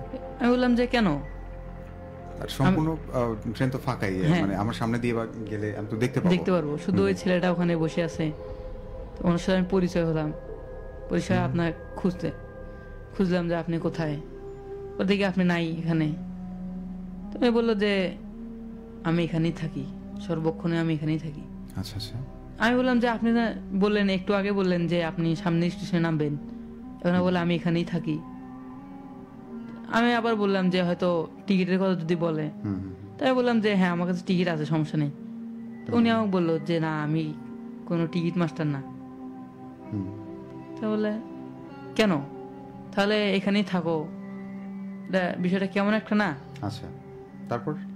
তারপর উনি বললো যে তুমি কোথায় যাচ্ছ? না আমি একটু খেলা আছে, একটু প্র্যাকটিস করবো, সেখানে যাব। তো উনি বললেন যে আমার তো নাতিপতি নাই, আমার সাথে যদি একটু সময় দিতে তুমি। তো বললাম যে ঠিক আছে দিতে পারি, সমস্যা নেই। আচ্ছা। আমি তারপরও বললাম যে এরকম অচেনা মানুষের সাথে আমার পরিচয় হওয়া স্বাভাবিক, পরিচয় হচ্ছে সেটা স্বাভাবিক, কিন্তু কোথাও যাওয়া এটা তো। তারপরে বাবা সমস্যা নেই, আমি তোমার দাদুর মতোই। আচ্ছা। বললাম যে ঠিক আছে আপনার কি সমস্যা সেটা একটু শোনা যাবে? তখন বাবা আমার বাসায় একটা জিনিস আছে, সেই জিনিসটা তোমাকে নিয়ে আসতে হবে। ওকে। বললাম কি জিনিস যেটা আপনি নিয়ে আসতে পারবেন না? উনি বললো যে আমার তো একটু বয়স হয়ে গেছে, ওটা আমি তুলতে পারি না। তো আমি বললাম যে আপনার পাড়া প্রতিবেশীর লোক নাই, তাদেরকে বলতাম। আমাকে কেন বলতে হবে? হ্যাঁ।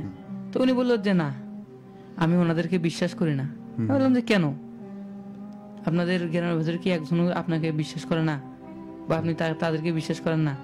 তো বললো না আমি কাউকে বিশ্বাস করি না।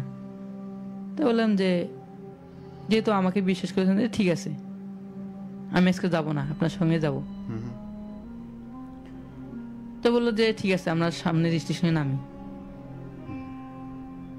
আমি সামনের স্টেশনে নামলাম, পরে দেখি যে স্টেশনের সাথে একটা বিল্ডিং ছিল। যেমন বিল্ডিংটা হচ্ছে ওই আমাদের স্টেশন থেকে যে লাইনগুলা ক্রসিং করে দেওয়া হয়, যেখানে যে দু একজন করে থাকে, সেগুলা আচ্ছা স্টেশনের পাশেই। আচ্ছা আচ্ছা। তো উনি আমাকে এক ঘরের ভেতরে নিয়ে গেল। যখন ঘরের ভেতরে গেলাম, যাওয়ার সময় মাথার মধ্যে একটা কি যেন উড়ে গেল। চাচা এটা কি, তো অন্ধকার, একটু লাইটটা দেওয়া যাবে? তো উনি আমাকে বললো যে এখানে কোনো লাইট হয় না। কেন, লাইট তো দেওয়া যাবে। পরে আমি একটু ভয় ভয় লাগলো যে না আমি এখানে থাকবো না, আমি চলে যাবো। আমি যে দরজার কাছে আসছি, দরজাটা আপনার নিয়ে লাগিয়ে গেল। তা আমি দরজা ঢাকালাম, জোরে জোরে চিৎকার করলাম, কিন্তু কেউ শুনলো না। পরে যখন আমি পেছন করে দেখলাম যে উনি দাঁড়া আছেন। আচ্ছা। তো বললো যে আমার কাজটা সম্পূর্ণ করে যেতে হবে তোমাকে এখান থেকে। বললাম যে হ্যাঁ ঠিক আছে, আমি সতর্ক নিলাম। আচ্ছা। যে না কাজটা করে দিয়ে আমি চলে যাব। এমনিতেই তো আমি 12টার সময় ট্রেনে চড়ি। আচ্ছা। তার মধ্যে আমার 2-3 ঘন্টা হাতে সময় আছে, সমস্যা নেই। আমি আর একটু ভেতরে গেলাম। ভেতরে যাওয়ার পরে দেখি যে ওখানে একটা কঙ্কালের মতো একটা ইয়া পড়ে আছে। আমি ওটাকে দেখি খুব ভয় পেলাম যে এখানে লাইট নাই, কিছু নাই, কোথায় নিয়ে যাবে না নিয়ে যাবে। আমি সদা করার জন্য আমি ভিডিও করেছিলাম ফোনে, যে যদি কিছু হয়ে যেতে পারে। পরে ভিডিও করে যাচ্ছিলাম, আমি মোবাইলে ফ্ল্যাশ জ্বালালাম। আমি কই যে মোবাইলে ফ্ল্যাশ জ্বালানো যাবে না এখানে। বললাম যে না আমি জ্বালাবো। দেখি যে আমার মোবাইলের ফ্ল্যাশটা আপনার নিয়ে বন্ধ হয়ে গেল। আচ্ছা, আপনি যখন অন্ধকারের মধ্যে ফোনের ফ্ল্যাশ জ্বালাচ্ছেন, তো উনি তখন আপনাকে প্রথমে বাধা দেয় যে লাইট জ্বালানো যাবে না। আচ্ছা আচ্ছা, তারপরে আমি জ্বালাইছি। পরে উনি আমাকে 2-3 বার বলছে যে লাইট অফ করো, আমি লাইট অফ করি নাই। পরে দেখি যে কিছুক্ষণের মধ্যে বন্ধ হয়ে গেল। আচ্ছা, একা একা বন্ধ হয়ে গেছে লাইট? একা একা ফোন বন্ধ হয়ে গেছিল? না, ফোন খোলাই ছিল। পাশে আর একটা রুম আছে, সেই রুমে আমরা যাব। উনি বললো যে এখানে আমার একটা জিনিস আছে। আমি সেখানে গেছি, যা দেখার ওখানে যা দাঁড়ার পর দেখি যে ওখানে একজনকে শুয়ে রাখছে। মাথাটা একদিকে করছে, তারপর ওনার বডিটা মাঝখান দিয়ে চিরছে। তো ওটা দেখে আমার মাথা ঘুরে উঠলো আচ্ছা আচ্ছা। যে ইনি কি আমাকে কিছু করে ফেলবে। হুম, বিশ্বাস করে আসছিলাম। হুম, হুম, আমি এটা চিন্তা করে নিজেকে, এরকম ওনার পাশে দেওয়াল ছিল, আচ্ছা। সেই দেওয়ালে হেলান দিলাম হুম, হুম, যে চাচা এটা কি। তো উনি আমাকে বললো যে এখন তোমাকেও এরকম হতে হবে। হুম, ও কথা শুনে আমি ওখানে জোরে জোরে চিৎকার করলাম যদি অন্য কেউ হয়। পরে যে আমি চাচার পা ধরলাম যে চাচা মাফ করে দেন, মাফ করে দেন। তো যখন আমি চাচার পা ধরবো, আমি ঠিক দেখতেছি যে ওনার পা এখানে, হুম, কিন্তু আমি যখন ওনার পাটা ধরবো তখন দেখতেছি যে আমার হাতের সাথে কিছু বাঁচতেছে না, কিন্তু আমি অবশ্যই দেখতেছি যে ওনার পা মাটিতে। আচ্ছা, আপনি চোখ দিয়ে দেখতে পাচ্ছেন যে হ্যাঁ। ওনার পা মাটিতে, হ্যাঁ। বাট হচ্ছে যখন আপনি হাত দিয়ে নাড়াচাড়া করতেছিলাম তখন বুঝতেছিলাম না যে হুম, হুম, হুম, ওনার পাটা কোথায়। আচ্ছা আচ্ছা, তারপর বললাম যে, পরে দেখলাম যে পা নেই। আমি দেখতেছি যেখানে পা আছে, হুম, আমি হাত দিলে দেখতেছি যে নাই। পরে ওখান থেকে খাড়া হলাম, হওয়ার পরে দেখলাম যে পাশে যে লাশটা কেটে রাখছিল হুম, হুম, কালারটা আপনার মেয়ে মাটিতে পড়ে গেল। আচ্ছা। পড়ে যাওয়ার পর যে মুরব্বী কালারটা ধরে জোরে একটা আছাড় মারে ওখানে আবার রাখলো। হুম, তা আমি নিজে ভয় পেলাম যে এটা কি। পরে অনেক কান্দাকাটি করার পর বললো যে তুমি এখানে থাকো, আমি একটু পাশের রুম থেকে আসি। আচ্ছা আচ্ছা। বললাম যে এখানে আমি একলা থাকতে পারবো না, আমি আপনার সঙ্গে যাব। হুম, পরে বললো যে না, তুমি এখানে থাকো, আমি একটু পাশের রুম থেকে আসি। বললাম ঠিক আছে। পরে আমি ওখানে থাকলাম। তারপরে একটু বললাম যে এত ভয় করলে হবে না, স্বপ্নে তুলতে হবে, এখান থেকে আমার বাড়াতে হবে। হুম, পরে যখন দরজাতে বাড়াতে ধরলাম তো উনি বললেন যে না, এখান থেকে বাড়াতে পারবো না তুমি। পরে আমি বললাম যে কেন? তুমি এখান থেকে সম্পূর্ণ কাজ শেষ করবা, তারপরে বাইরে হতে পারবা। হুম, হুম, বললাম যে ঠিক আছে, তোমার কাজ কি, আমি করে দিচ্ছি, সমস্যা নেই। হুম, পরে আমি ওখানে দাঁড়ালাম। পরে বললো যে তুমি ওখানে থাকো, আমি একটু আসতেছি। আমি ওই সম্ভবত 10 মিনিট হবে উনি নাই। আমি বললাম যে এখানে কি করবো, একটু আশেপাশে ঘুরতেছিলাম, ওকে। দেখি কি অবস্থা। পরে দেখি যে পাশে একটা বক্স ছিল, হুম, সেই বক্সে দেখলাম যে নানা রকম ধারালো অস্ত্র। তা আমি ওগুলো দেখে আরো একটু ভয় পেলাম। আচ্ছা আচ্ছা, আর রুমটাতে এত গন্ধ ছিল যেটা বলার বাইরে। আচ্ছা। তা আমি অনেক কিছুক্ষণ থাকার পরে আমার একটু অসহ্য অসহ্য লাগতেছিল হুম, যে না, আমার এখান থেকে বাড়াতে হবে। আর আমি বাইরে থেকে একটা জিনিস ফলো করলাম যে বাইরে থেকে আমি দেখলাম এখানে একটা রুম, হুম, সে রুমে ঢোকার পর এতগুলো রুম কিভাবে হলো। হুম, হুম। তা আমি এটা চিন্তা করতেছি। আচ্ছা, বাড়ি থেকে দেখতে খুব ছোট্ট একটা হ্যাঁ।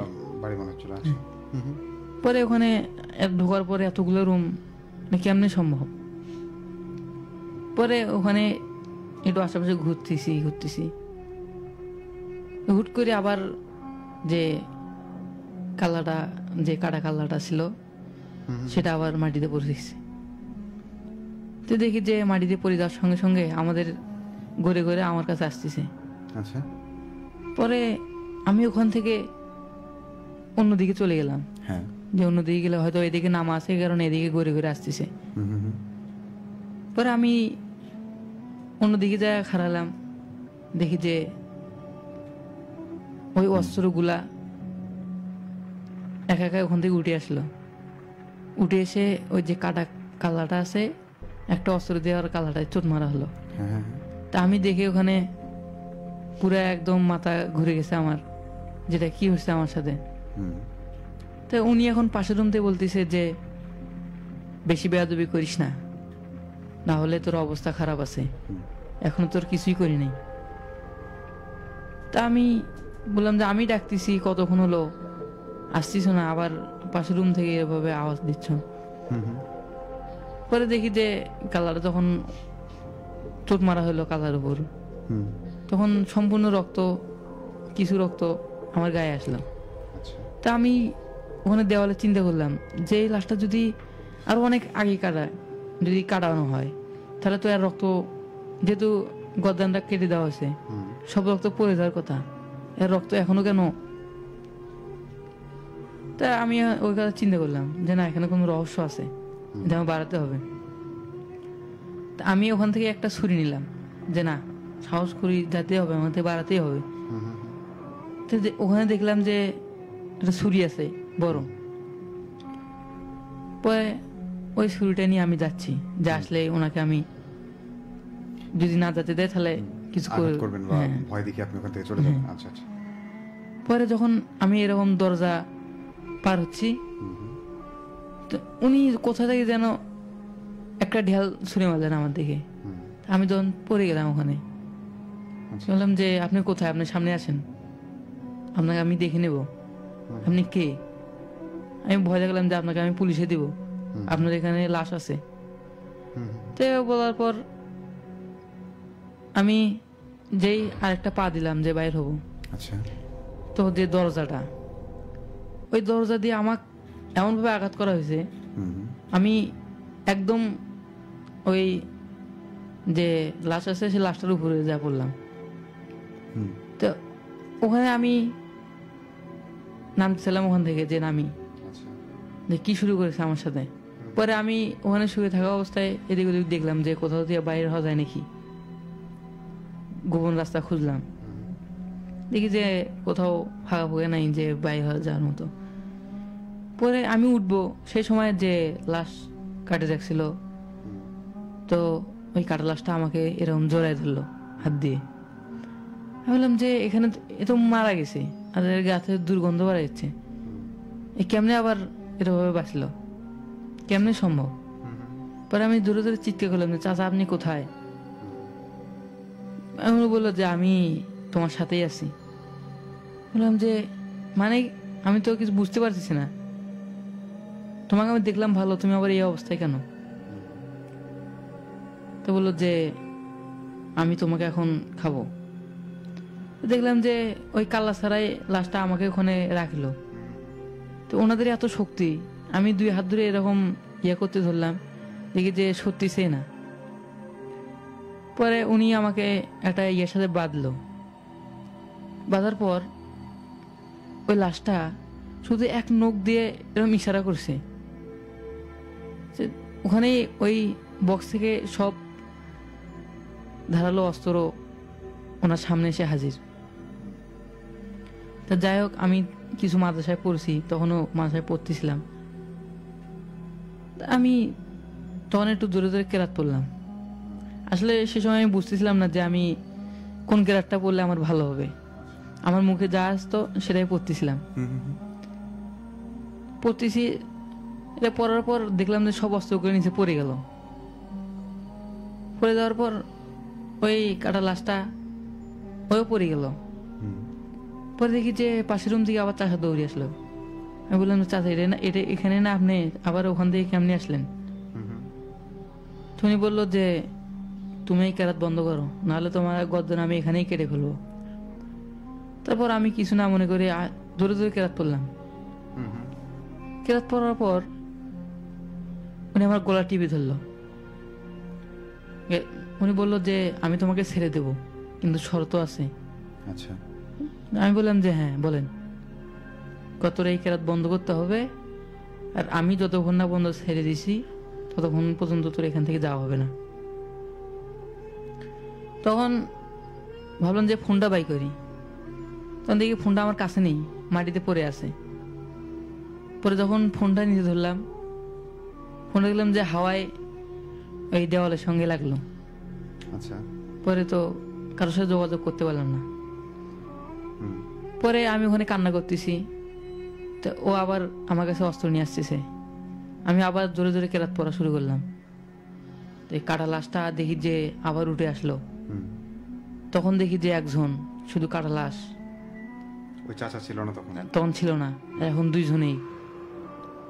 ওটা দেখি খুব ভয় পেলাম।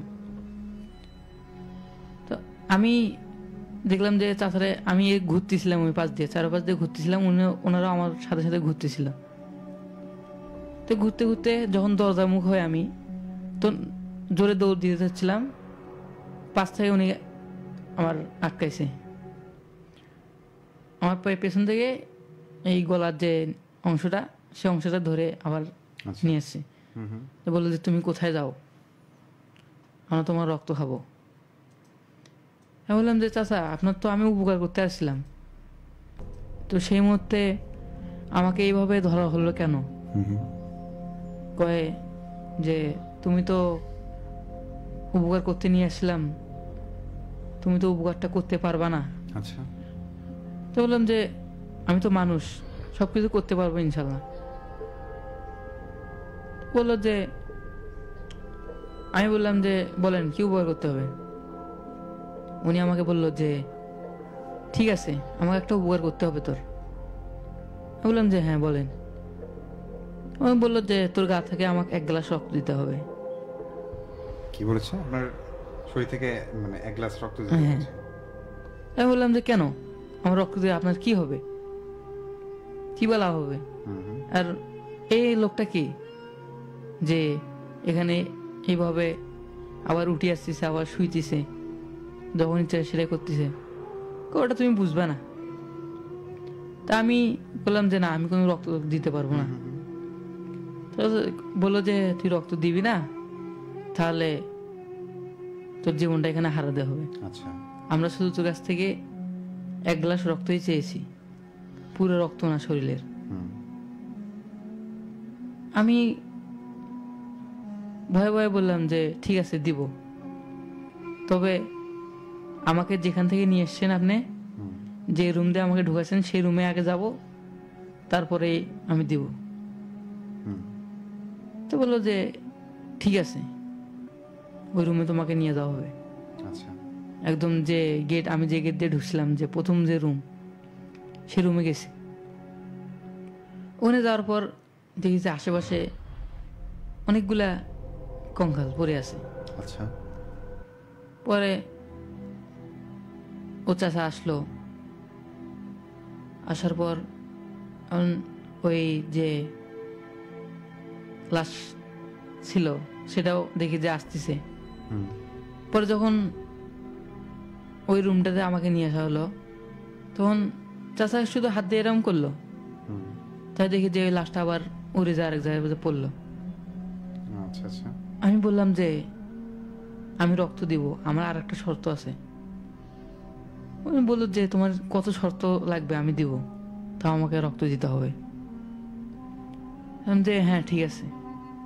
তখন আমি বললাম যে যদি আপনি জেনে হন, জেনেরা কখনো রক্ত খায় না, এটা বিশ্বাস করেন আপনি? জিনরা আচ্ছা। জেনেরা খায় না, তবে আমি মূলত যেটা জানি সেটা হচ্ছে জল মশাম যারাকে বলে, যে পানিতে থাকে। আচ্ছা। ওটাই ওটা তো জিনেরই একটা অংশ বা এক প্রজাতির এরকম মনে হয় আমার কাছে। আচ্ছা যাই হোক, জি। জি। তা আমি এভাবে আমার নিজের ব্যক্তিগত ব্রেন দিয়ে আমি বলছি যে জেনেরা তো রক্ত খায় না। ওই জায়গায় হ্যাঁ হ্যাঁ। বলো, উনি বললো যে কে বলছে তোমাকে রক্ত খায় না? আমি বললাম যে ঠিক আছে আপনি কে আর আপনার পরিচয় কি সেটা বলবেন, তারপর আমি রক্ত দিব। বললো যে হ্যাঁ ঠিক আছে। উনি বললো যে আজ থেকে দীর্ঘ 8 থেকে 10 বছর আগে উনি এক গ্রামে ছিলেন। তো এই গ্রামে নাকি ওনাকে কি যেন একটা নিয়ে ফাঁসানো হয়েছিল। আচ্ছা। ওই ফাঁসানোর পরে ওনাকে নাকি এলাকার লোকজন মানে ডাঙে কোবে মারি ফেলেছিল। পরে উনি মারি ফেলার পর ওনাকে একটা জঙ্গলে ফেলে রাখছিল। আচ্ছা। তো উনি বললো যে এটা তোমার বিশ্বাস করতে হবে যে যারা আত্মহত্যা করে এনাদের জেনে এই আত্মাটা ঘুরে বেড়ায়। আমি বললাম যে ঘুরে বেড়াতে পারে, স্বাভাবিক, হয়তো এটা হতে পারে, আমার তো সেভাবে অ্যাবিলিটি জানা নেই। বললো যে হ্যাঁ তুমি এখনো অনেক ছোট, ওই কারণে তোমাকে আমরা কিছু করতেছি না। না হলেই অনেক আগে তোমাকে মেরে দিতাম। আচ্ছা। তো বললাম যে হ্যাঁ, এখন বলেন যে কি হয়েছে। কিন্তু বললো যে ওখানে ওই জঙ্গলে আমি তখন ছিলাম, হুম। জঙ্গল থাকার পর আমি যে জঙ্গলে ছিলাম সে জঙ্গলটা একজন কিনে নিছে। নেওয়ার পর ওখানে সবকিছু একদম কেটে ফেলানো হয়েছে, গাছপালা বাঁশ হুম। সব। তো উনি বললো যে আমি ওখানে ভালোই ছিলাম। আচ্ছা। তো বললো যে ওখানে যখন গাছপালা কাটি দেওয়া হলো আমার থাকার কোনো আশ্রয় নাই। তখন আমি একদিকে চলে যাই। আসলে উনি আমাকে সব ঘটনা খুলে বলছেন হুম। যে আসলে আমি যেখানে যেখানে গেছিলাম দেখি যে ওখানে ওখানে একটা করে দুষ্ট জেনা আছে, হুম। যেটা থাকতে দেয় না, যে বলে এটা আমাদের জায়গা, আচ্ছা। আমরা দখল করেছি, তোমার এখানে কোনো থাকা হবে না। হুম।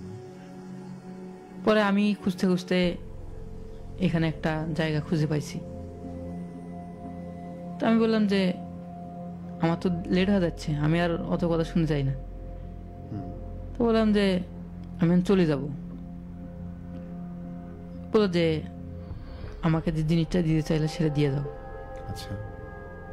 আমি বললাম যে আগে আমাকে এই দরজাটা খুলে দেন, আমি দিয়ে দেবো, কোনো সমস্যা নেই। তো বললো যে ঠিক আছে। আমি যখন দরজাটা খুলে দিলাম, উনি যখন দরজাটা খুলে দিল, আমি এক পা দিছি বাইর হব, হুম। তখন উনি আমাকে বলতে যে তোমার মতলব ভালো না, তোমাকে আমরা ছেড়ে দেব না। আচ্ছা। পরে আমি ওখানে বললাম যে কেন, আমি তোমাকে রক্ত দিব। হুম। হুম। আমি ওখানে বললো যে না, তোমাকে এই রুমেই দিতে হবে, বাইরে তোমাকে যেতে দেবো না। হুম। হুম। আমি বললাম যে ঠিক আছে, রক্ত দিব, হ্যাঁ। তবে কি দিয়ে দিব, আমি এই রক্ত আপনাকে খেতে দিব, হুম। আমার শর্ত আছে। তো বললাম হ্যাঁ, যত শর্ত আছে আমি মানি নেব। উনি বললো, হুম। তো বললো যে আমি বললাম যে আমার শর্তটা হচ্ছে আমার গা থেকে রক্ত বাই হবে, হুম। আপনি এই রক্ত বাই করে নেবেন কোনো ছিদ্র ছাড়া হুম। বা কোনো কাটা ছাড়া। আচ্ছা আচ্ছা, আপনি শর্ত দিলেন এটা? হ্যাঁ। হুম। উনি বললো যে এটা কেমনে সম্ভব, এটা আমাদের সম্ভব না। হুম। হুম। তা পেছন থেকে যে একটা লাশ ছিল আচ্ছা। গর্দান কাটা, হুম। হুম। তো ও আবার খাড়া আসলো, যে ওই বলল যে ভাই আমার কাছে একটা উপায় আছে। হুম। তো বললো যে কি উপায়? তো ও তো বলছে যে কোনো ছিদ্র ছাড়া রক্ত নিতে যাবে না, নেওয়া যাবে না। হুম। বলছে হ্যাঁ। কয়ে তাহলে ওর বুকে একটু দুজন মিলে ভর দেই, হুম। তাহলে ওর নাক কান দিয়ে রক্ত বের হবে। আচ্ছা আচ্ছা। আমি তখন আরো ভয় পেলাম যে কাটার থেকে যদি এরকম হয় তাহলে তো অনেক ভেজাল হয়ে যাবে। হুম। পরে আমি ওখানে কান্না করলাম।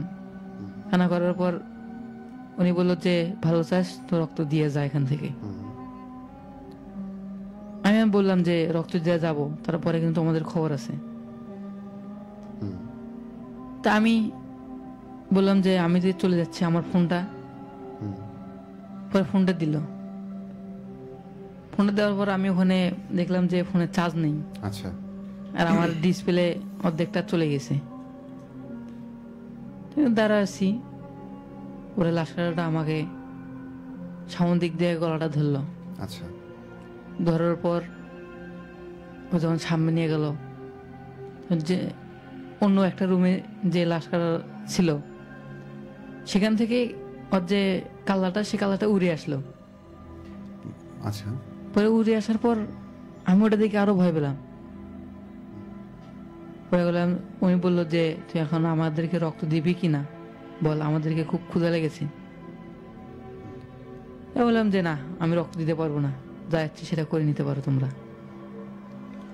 উনি বললো যে হ্যাঁ ঠিক আছে, যা ইচ্ছা আমরা সেটাই করে নেবো, সমস্যা নেই। তো উনি আমাকে পেছন থেকে ঘাড়টা ধরলেন, ধরে ঘাড়টা ওনার মুখে করে নিলেন। করে নেওয়ার পর আমি বললাম যে ঠিক আছে, আমি রক্ত দিব, সমস্যা নেই। তো বললাম যে হ্যাঁ দে। উনি বলল। পরে আমি ওখান থেকে একটা ইয়ে নিলাম, যে সুই নিলাম। সুই নেওয়ার পর ওনাকে বললাম যে আমার একটা সুই লাগবে। তো উনি একটা সুই দিল আমাকে। পরে আমার যে নখের আগাল ছিল সে আগালে ফুটা করলাম। আচ্ছা, দেখি যে ওখান থেকে মূলত এক ব্যাগ মানে 1 গ্লাস রক্ত হবে না। পরে বললাম যে কোনো সমস্যা নেই, আমি এখানে ফুটা করব, যতটুকু রক্ত পড়বে ততটুকুই খেতে পারবা, তার বেশি না। তো বললো হ্যাঁ ঠিক আছে, ততটুকুই খাবো। পরে আমি বাম হাতে একটা, ডান হাতে একটা, দেখলাম যে 3-4 ফোঁটা করে রক্ত পড়ছে। তো মূলত বলে যে ওটা আমাকে একটা গ্লাসের ভেতরে দাও। ওকে। তো গ্লাসের ভেতরে দেওয়ার পর যে লাশকারা ছিল ওকে বললো যে তুই এটাকে নিয়ে ওই রুমে চলে যা। তো চলে গেল। আমি বললাম যে আমাকে এখন যেতে দেন। পর আমি ওখান থেকে ব্যাগ নিলাম, সবই নিলাম। নেওয়ার পর উনি দরজা খুলে দিল। পরে বাইরে হলাম। বললো যে তুমি চলে যাও। পরে বাইরে আসে দেখি যে সবকিছু অন্ধকার, কিছুই দেখতে পাচ্ছি না চারপাশে। পরে সে অন্ধকার দেখে আমার চোখটা ঝিমঝিম করে আসলো। আচ্ছা, ঝিমঝিম করে আসার পর আমি ওখানে মাথা ঘুরে পড়ে গেলাম। পড়ে যাওয়ার পর উনি আবার ওই স্বপ্ন দেশে বলতেছেন যে বেটা তোর ভাগ্য ভালো, তুই একটা চালাক ছিলি, না হলে আজকে তোকে আমি খাইতাম। ওকে। তো এই কথা বলার সঙ্গে আমি আবার চিৎকার দিয়ে বসলাম। তখন দেখি যে স্টেশনের সব লোক আমাকে ঘিরে ধরছে। বললো যে বাবা তোমার কি হয়েছে? আমি ভয়ে অনেক কান্না করলাম ওখানে। আচ্ছা, কাউকে কিছু বলি নাই। আমি বলছি যে এই ঘরটাতে কি আছে? তো ওখানে এক বৃদ্ধ লোক বললো যে বাবা তুমি এই ঘরটাতে ঢুকছিলা? না, এক মুরব্বী ছিল, উনি আমাকে ঢুকেছে। হ্যাঁ, এই কথা কাউকে বলিও না, তুমি এখান থেকে চলে যাও। তো সবাই মুরব্বীকে বললো, ওখানে অনেক যাত্রী ছিল, উনি বললো যে এই ঘরে কি আছে? পরে মুরব্বী কিছু বলতে চায় না, যে না এখানে কিছুই নেই, সব চলে যাও, ওটা অনেকদিন পরে আছে তো তাই। আমি এমনি এক সাইডে গেলাম, যা বসলাম। বসার পর নিজেকে অনেক কিছু মনে হচ্ছিল যে কোথা থেকে ঘুরে আসলাম। পরে দেখি যে আমার মোবাইলের ডিসপ্লে আবার ঠিক হয়ে গেছে। আচ্ছা, অথচ আপনি রুমে দেখেছিলেন যে হ্যাঁ, ডিসপ্লে ডিসপ্লে অর্ধেকটা নষ্ট হয়ে গেছে। বাইরে দেখি যে আমার ডিসপ্লে ঠিকই আছে। তো সবাই আমাকে বললো যে কি ছিল তোমার ওখানে, তুমি ওখান থেকে আসলা, আসার পর ওখানে দাঁড় হওয়ার পর পড়ে গেলা, আবার চিৎকার দিয়ে উঠলা, কি হয়েছিল? তো বললো যে, আমি বললাম যে না কিছু হয়নি আমার, আমি ঠিকই আছি। বললো ও আচ্ছা। এক লোক বললো যে তুমি কোথায় যাবা? বললাম যে আমি রংপুরে যাব। বললো যে হ্যাঁ ঠিক আছে, আমি রংপুরে যাব, একসঙ্গে যাবো। আমি বললাম, কাউকে বিশ্বাস করলাম না যে না আমি একাই যেতে পারি, আমার কাউকে লাগবে না। পরে কিছুক্ষণের মধ্যে একটা ট্রেন আসলো। আসার পর ওটাতে চললাম, চলার পর গেলাম। তো কাউনিয়া থেকে এদিকে যখন আসে রংপুরের দিকে, তো নৌকালে তো প্রথম স্টেশনে যখন আমরা কাউনিয়া থেকে রংপুরের দিকে যাই তখন মূলত 2টাই স্টেশন পড়ে, যদি নৌকালে যাই। আর যদি নৌকাল ছাড়া যায় তখন একটাই, একদম রংপুরে যাই। আচ্ছা, নৌকালে গেছি, প্রথম যে স্টেশন ওখানে দাঁড়াইছে। আমি জানলা দিয়ে দেখলাম যে স্টেশনের ওই পাশে, পূর্ব পাশে দেখি যে একটা রেলের মতো একটা ঘর আছে। সেই ঘরের এখান থেকে একটা আওয়াজ দিচ্ছে যে বাঁচাও বাঁচাও। আমি তখন ওখানে সবাই আসলো, সবাইকে বললাম যে কেউ কোন শব্দ শুনতেছেন? বললো যে না আমরা কেউ শব্দ শুনতেছি না। বললাম যে না আর যাওয়া যাবে না ওইদিকে। ওদিকে আমি আর যাব না। তা আমি রংপুরে পৌঁছার পর ওখানে গেছি, আমার স্টেডিয়ামে গেছি। স্টেডিয়ামে যাওয়ার পর প্র্যাকটিস করার পর ওখানে ছিলাম। তো মূলত সেদিন তো আর আসা যায় না, আসলে তো নিজেকে ভয় লাগে। যেখানে আমরা যখন ওখান থেকে ফিরি এই 7:30 সময়, এখন একটা ট্রেন ছাড়ে, তো ওই ট্রেনে আসতাম। তা গাইবান্ধায় 10টার সময় পৌঁছিতাম। তো বললাম যে রাত্রে যাওয়া যাবে না, ক্যাম্পেই থাকি। পরে ক্যাম্পেই থেকে গেছি। এই ছিল আমার ঘটনাটা।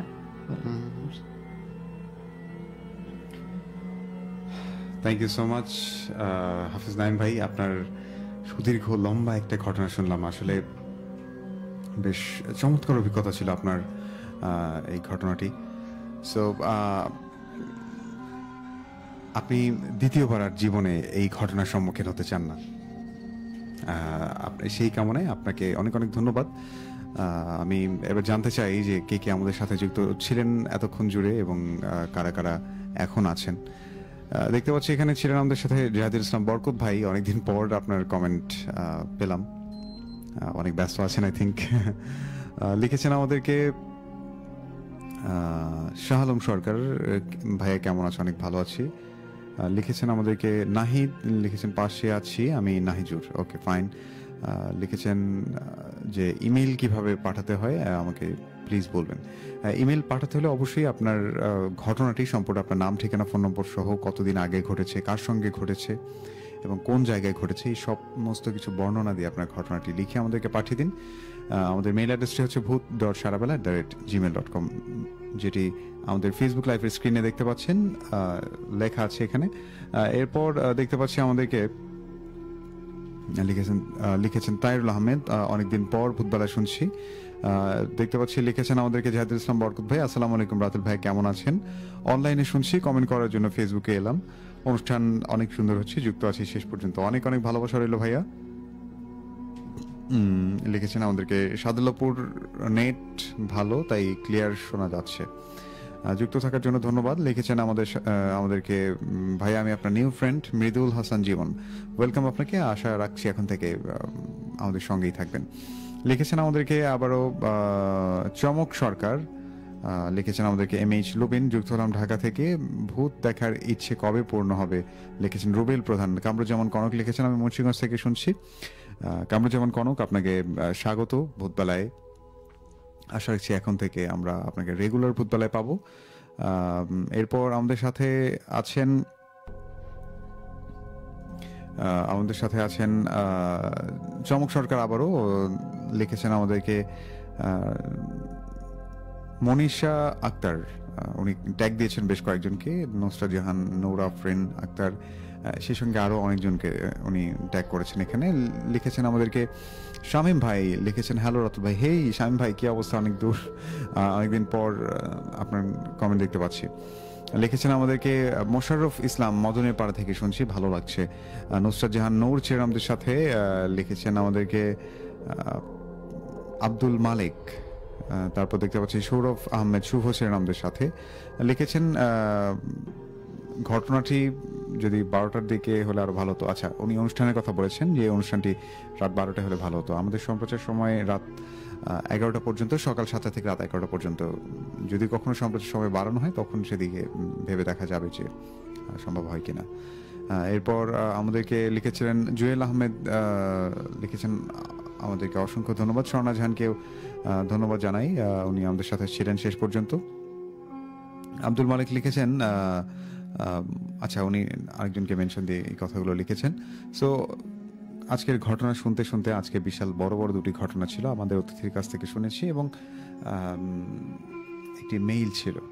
কার কাছে কোন ঘটনাগুলো ভালো লেগেছে, যারা আমাদের প্রোগ্রাম শেষ হওয়ার পরও আমাদেরকে এই ঘটনাগুলো শুনবেন, তাদের কাছে জানতে চাই যে আপনাদের কাছে কোন ঘটনাটি সবচেয়ে বেশি ভালো লেগেছে এবং আপনার কাছে এমন ঘটনা আছে কিনা। যদি এমন ঘটনা থেকে থাকে আপনি অবশ্যই আপনার ঘটনা আমাদের স্টুডিওতে এসে শেয়ার করতে পারেন, অথবা আপনি যদি চান আপনার ঘটনা আমি পড়ে শুনি, সেক্ষেত্রে আপনার ঘটনাটি লিখে পাঠাতে পারেন। সেক্ষেত্রে আমাদের মেইল অ্যাড্রেসটি মনে রাখতে হবে bhoot.sarabela@gmail.com, which is bhoot.sarabela@gmail.com। তারপর যারা আমাদেরকে অফলাইনে শোনেন, তাদেরকে নিয়ে আসলে খুব বেশি কথা বলা হয় না। তবে তাদের কথা মাথায় রেখে আমি SMS এর যে ব্যাপারটি যে এতদিন অফ ছিল বলতে অফ ছিল না, কিছু কিছু প্রোগ্রামে SMS পড়া হতো, বাট আসলে ভৌতিক গল্প বলতে এসে যদি আমি আপনাদের কথাবার্তাগুলো বেশি পড়ে ফেলি, তো সেদিক থেকে দেখা যায় সেটি আপনাদের সমস্যা। আবার অনেকে দেখা যায় যে SMS বা কমেন্ট না পড়লে তাদের আবার মানে বিকল্প একটা প্রতিক্রিয়া থাকে যে কমেন্ট কেন পড়েন না, আমরা এত কষ্ট করে লিখি। তো এই ব্যাপারগুলো সবকিছুই আমাদের সাথে ইসরাত জাহান ছিলেন, আমাদের সাথে শেষ মুহূর্তে ছিলেন নীল আকাশের পরী ভাইয়া। আরো ভয়ঙ্কর ভৌতিক গল্প নিয়ে আসেন। আসলে আমি কোথা থেকে নিয়ে আসবো যদি আপনারাই না আসেন? আপনার কাছে যদি ঘটনা থেকে থাকে অবশ্যই আমাদেরকে জানাতে পারেন। লিখেছেন লিমন চন্দ্র ভাইয়া, শুনছি কাতলামারি থেকে, অনেক ভয় লাগছে। Thank you so much. আমাদের সাথে সাগর ছিলেন, লিখেছেন আমাদেরকে, আচ্ছা একজন লিখেছেন ভাইয়া আমাদের এখানে শিয়াল ডাকছে। লিখেছেন আমাদেরকে, আমার নাম সাগর, বরকতপুর থেকে শুনছি, দুটি ঘটনাই অনেক সুন্দর। আচ্ছা, উনি বেশ কিছুক্ষণ আগে কমেন্ট SMS করেছিলেন আমাদেরকে। আমাদের সাথে ছিলেন সিন্তা, আমার ফ্রেন্ড পূর্ণিমাও শুনছে আপনাকে, আমার একটা ফ্রেন্ডও শুনছে, অনেক ভালো লাগছে বাট অনেক ভয়ও লাগছে। থ্যাংক ইউ সো মাচ যারা SMS করেছিলেন এবং এই পুরো আয়োজন জুড়ে আমাদের সাথে যুক্ত ছিলেন, তাদেরকে ভালোবাসা জানাই। এবং আগামী বৃহস্পতিবার ভূতবেলার আরও একটি এপিসোড নিয়ে আপনাদের মাঝে হাজির হব যদি বেঁচে থাকি। তো সে পর্যন্ত সবাই ভালো থাকবেন, সুস্থ থাকবেন। আপনাদের ভালোবাসা নিয়ে যেতে চাই এবং আপনাদের ভালোবাসার টানেই ফিরতে চাই। যারা যারা ভূতবেলাকে ভালোবাসেন অবশ্যই আমাদেরকে সাপোর্ট করবেন, বেশি বেশি ঘটনা পাঠাবেন। এবং আমি আপনাদের ঘটনা বা আপনাদের লেখা পড়তে পছন্দ করি। আচ্ছা, যেমন হয় অনেকে ঘটনা পাঠান, আবার অনেকের ঘটনা সিলেক্ট হয় না, সেদিক থেকে দেখা যায় যে তারা মন খারাপ করেন। আসলে ঘটনা প্রচার যেগুলো সবচেয়ে বেশি ভয়ানক, আপনারা কিন্তু সবচেয়ে ভয়ানক ঘটনা কিন্তু শুনতে চান। তো সেদিক থেকে এভাবেই একটু বাছাই করে আমি ঘটনাগুলো পড়ি। তো সবগুলো অন এয়ার না হলেও আমি কিন্তু পড়ি। সেদিক থেকে আপনারা চেষ্টা করবেন ঘটনা পাঠানোর এবং আমি আমার সর্বোচ্চটা দেওয়ার চেষ্টা করব। তো সবাই ভালো থাকেন, আবারও ফিরবো। সে পর্যন্ত সবাইকে আসসালামু আলাইকুম।